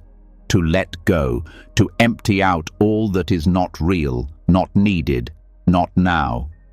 Then, like bamboo, we become open enough for the wind of life to pass through without shaking us. Zen does not ask you to be clever, it asks you to be clear, not to be important, but to be present, not to hold, but to allow. The monk stopped chasing words. He stopped clinging to his name, his doubts, even his goals. And in their place, space grew. Quiet space, spacious space. And like the bamboo, he stood gently in the wind, unmoved, hollow, free, the smile beneath the mask. A Zen student wore a quiet, serious expression wherever he went. He bowed deeply, followed every rule, and moved through the monastery like a shadow, disciplined, focused, proper. Other monks respected him for his devotion, though some whispered that he seemed more tense than peaceful. One afternoon, as the sun warmed the temple stones, the old master called him aside. "You have worn your mask well," the master said. The student was startled. "Mask, master, I don't wear one." The master smiled. "The one that tries to look wise, the one that hides your true face." The student stood silent. The master reached forward and touched the student's brow with 2 fingers, gently tracing the tight muscles above his eyes. "You are practicing Zen like it's something to defend, like you must appear calm instead of being calm. Let it go." That evening, during meditation, the student sat with those words echoing in his mind. He watched the thoughts rise. Am I doing this right? Should I be more still, more serious, more spiritual? And then something softened. He smiled, not a wide smile, not a forced one, just a quiet curve of the lips, like a child seeing something for the first time. In that moment, he realized he had spent years trying to be Zen, to imitate stillness, to perform peace. But peace doesn't need a performance. It comes when the performance ends. The true face of Zen isn't found in tight posture or solemn looks. It lives in presence, in ease, in a smile that rises not to impress, but simply because it is there, soft, effortless, real. The student still bowed, still practiced. But from that day forward, something changed. The furrow in his brow vanished. His steps were lighter, and when he looked at others, his eyes no longer tried to appear deep. They simply met the world as it was. The master saw him one morning and said, "Ah, good. Now I can finally see your real face." And the student bowed, smiling, not to please, but because he no longer needed the mask. The Zen of archery. A young archer came to a Zen master, frustrated. "I've practiced for years," he said. "I can hit the target again and again, but something is missing. I feel tight, anxious, like I'm always forcing it. What am I doing wrong?" The master led him into a clearing at the edge of the forest. There was no target, only the sky, the trees, and the wind. "Draw your bow," the master said, "but do not aim, do not release." The archer hesitated, then obeyed. "Now," the master said softly, "let the arrow go, not toward anything, just let it fly." The archer looked confused. "But it will miss." The master smiled. "Yes, and when you stop trying to hit, you may begin to see." Over the days that followed, the archer trained without a target. He drew the bow slowly, breathed deeply, and released with no thought of striking. At first, he felt lost. Then, something softened. His grip loosened, his breath slowed, his body moved with the wind instead of against it. He no longer aimed, he listened. And one morning, without thinking, he picked up his bow, drew the string, and released, effortlessly. The arrow flew clean and straight, hitting a leaf that had just begun to fall. In that moment, he understood. Zen archery was never about the arrow. It was never about the target. It was about becoming the bow, becoming the breath, becoming the moment itself. When we try to achieve, we separate ourselves from the act. We grip too tightly. We fear missing. But when we let go, truly let go, Action flows from stillness, not from strain. The archer disappears, the arrow flies. That is the real shot. Zen teaches that mastery is not control. It is surrender, precision without effort, focus without tension, doing without a doer.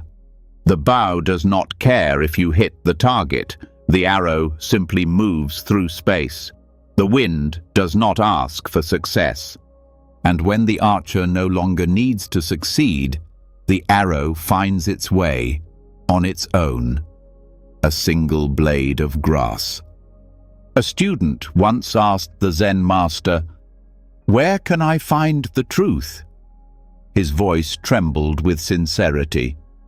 He had studied for years, read countless sutras, memorized entire teachings. Yet his heart still felt unsettled, as if something essential kept slipping through his fingers. The master looked at him quietly, then motioned for the student to follow. They walked through the monastery grounds in silence until they reached a small patch of wild earth just beyond the temple wall. Wind stirred gently. The air was fresh, with the scent of pine. The master knelt and touched the ground. With 2 fingers, he plucked a single blade of grass and held it up to the student. "This," he said. The student stared. "That's it?" The master nodded. Truth is not found in grand words or distant heavens. It is here, in this single blade of grass, entirely alive, entirely complete. The student looked at the grass again. He wanted to understand. He wanted to grasp the meaning, but there were no hidden symbols, no secret message, just green, just this. The master smiled. "Before you name it, what is it?" The student opened his mouth, then closed it again. No words came, just stillness, just breath. And in that stillness, the grass seemed to glow, not with light, but with such deep presence it needed nothing else. Zen doesn't ask us to escape the world. It asks us to see it as it is, without names, without grasping, without needing anything to be different. A single blade of grass can reveal the entire universe, if we're quiet enough to meet it without our thoughts in the way. The truth the student had been searching for in books and teachings had always been right here, in the wind, in the dirt, in the simple life rising from the earth with no effort, no purpose, no pride. Just growing, just being, 1 blade of grass, nothing special. And yet, everything. Yamaoka's humility. Yamaoka was a proud young samurai who studied the art of Zen between his sword training. He had read sutras, recited teachings, and meditated with fierce discipline. Confident in his progress, he decided it was time to visit the old master for final confirmation. He entered the temple with perfect posture, his steps steady, his voice respectful. "Master," he said, "I have come to learn the true nature of Zen." The master looked up from sweeping the floor and said nothing. Yamaoka waited, growing tense. Still, the master kept sweeping. Finally, the young man couldn't hold back. "I have studied. I have trained. I have read the words of the sages. I understand the teachings. I only seek your approval." The old master leaned on his broom and asked, "Then why are you here?" Yamaoka blinked. "To complete my learning." The master swept once more and said, "If your cup is full, I have nothing to pour." The words stung, but Yamaoka bowed and left. He went to sit alone under a tree, watching the temple garden in silence. He realized how tightly he had clung to knowledge, how proud he was of his spiritual progress. He thought humility meant bowing lower, but he had never emptied himself. Not truly. That night, he returned to the temple, this time without his sword, without words, without pride. He stood before the master and bowed deeply, not to be seen, not to be praised, just to bow. The master looked at him and said, "Now, you are ready to learn." Humility in Zen is not pretending to be small. It's letting go of the need to be anything at all. It's not in the words you speak or the titles you earn. It lives in the space between thoughts, in the willingness to not know. Yamaoka's lesson was not in gaining something. It was in losing what blocked him. Humility is not weakness. It is the strength to be empty, to be quiet, to begin again, even when the mind says, "I already understand." And in that space, real learning begins, not from books, not from pride, but from presence. The ink-smeared sutra. A young monk was given an important task to copy one of the sacred sutras by hand. It was a rare honor, and he approached it with reverence. Each morning, he bowed before the scrolls, arranged his ink and brush with care, and began to write. He copied each character with perfect strokes, his breath matching the movement of the brush. He worked in silence, his focus deep, his mind still. Day by day, the text grew across the page like a prayer written in light. One afternoon, as he neared the final lines, a sudden breeze swept through the temple window. It knocked over the ink jar, spilling black across the parchment. The last page was ruined. The monk froze, eyes wide. His heart pounded. He had ruined the sacred text. His hands trembled as he gathered the wet paper, unsure whether to weep or start over. The master entered and saw the scene. He looked at the ruined page, then at the monk's face, pale with guilt. The monk fell to his knees. "Master, I failed. I destroyed the sutra." The master knelt beside him, picked up the ink-smeared sheet, and studied it for a moment. Then he said softly, "This is also part of the teaching." The monk looked up, confused. "But it's ruined." The master smiled. "Is it? Or did the wind simply add its own verse?" The monk said nothing. Zen teaches that the sacred is not limited to perfection. The sutra was not only in the characters, it was in the effort, in the breath, in the moment, even in the accident. The mistake was not the ink. The mistake was thinking that truth only lives in what we control. Sometimes life spills, the wind moves, the page is marked, and even in that, the Dharma speaks. The ink-stained sutra could not be read like the others, but to the monk it became the most powerful one of all, a reminder that the path does not ask for flawlessness, only presence. And sometimes the deepest truth appears not in the perfect line, but in the imperfection we are willing to accept. Rice in the bowl, water in the cup. A monk once asked the master, "What is enlightenment?" expecting a deep teaching, a mystical phrase, or a powerful silence. Instead, the master simply said, "When hungry, eat. When thirsty, drink." The monk frowned. "But master, I do those things every day." The master nodded, eyes calm. "Yes, But do you only eat when you eat? Do you only drink when you drink? The monk didn't answer.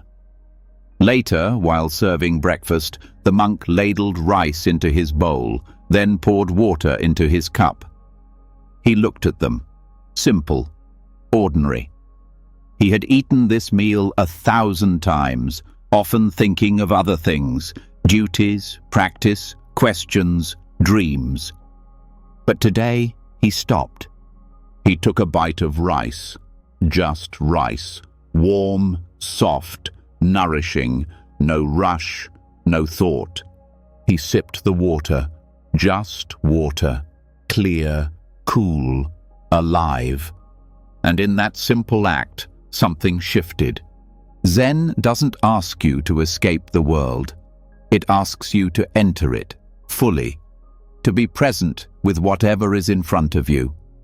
Rice in the bowl, water in the cup. Nothing missing, nothing more needed. We spend much of our lives trying to get somewhere else, chasing some better moment, some higher understanding. But Zen teaches that truth lives in this moment, right here, in the ordinary, in what we usually overlook. When you walk, just walk. When you eat, just eat. When you drink, just drink. No philosophy, no performance, just being where you are, completely. Enlightenment is not found in distant temples or hidden scrolls. It's in the quiet meal, the sip of water, the breath you're taking now. It's in rice that fills the belly, in water that quenches the thirst. The Master's teaching wasn't complicated. It was everything. Rice in the bowl, water in the cup. Nothing more and nothing less. In these timeless Zen stories and quiet teachings, we have walked through wind and silence, through temples, rivers, laughter, and falling leaves. We've met wise masters, wandering monks, silent smiles, and even the sound of one hand clapping. Each story, whether about a cup of tea, a crying monk, or a single blade of grass, has pointed us not outward, but inward, toward presence, toward peace, toward the deep stillness that has always lived beneath the noise. Enlightenment isn't some distant mountaintop. It's in rice in the bowl, water in the cup, the bell that rings, and the silence that follows. If one of these stories opened something in you, made you breathe slower, pause longer, or smile softly, share your thoughts below. Which story stayed with you? Which moment spoke to your heart? And if you'd like more quiet wisdom and space to breathe in your day, subscribe to the channel. Stillness is always waiting, and so are we.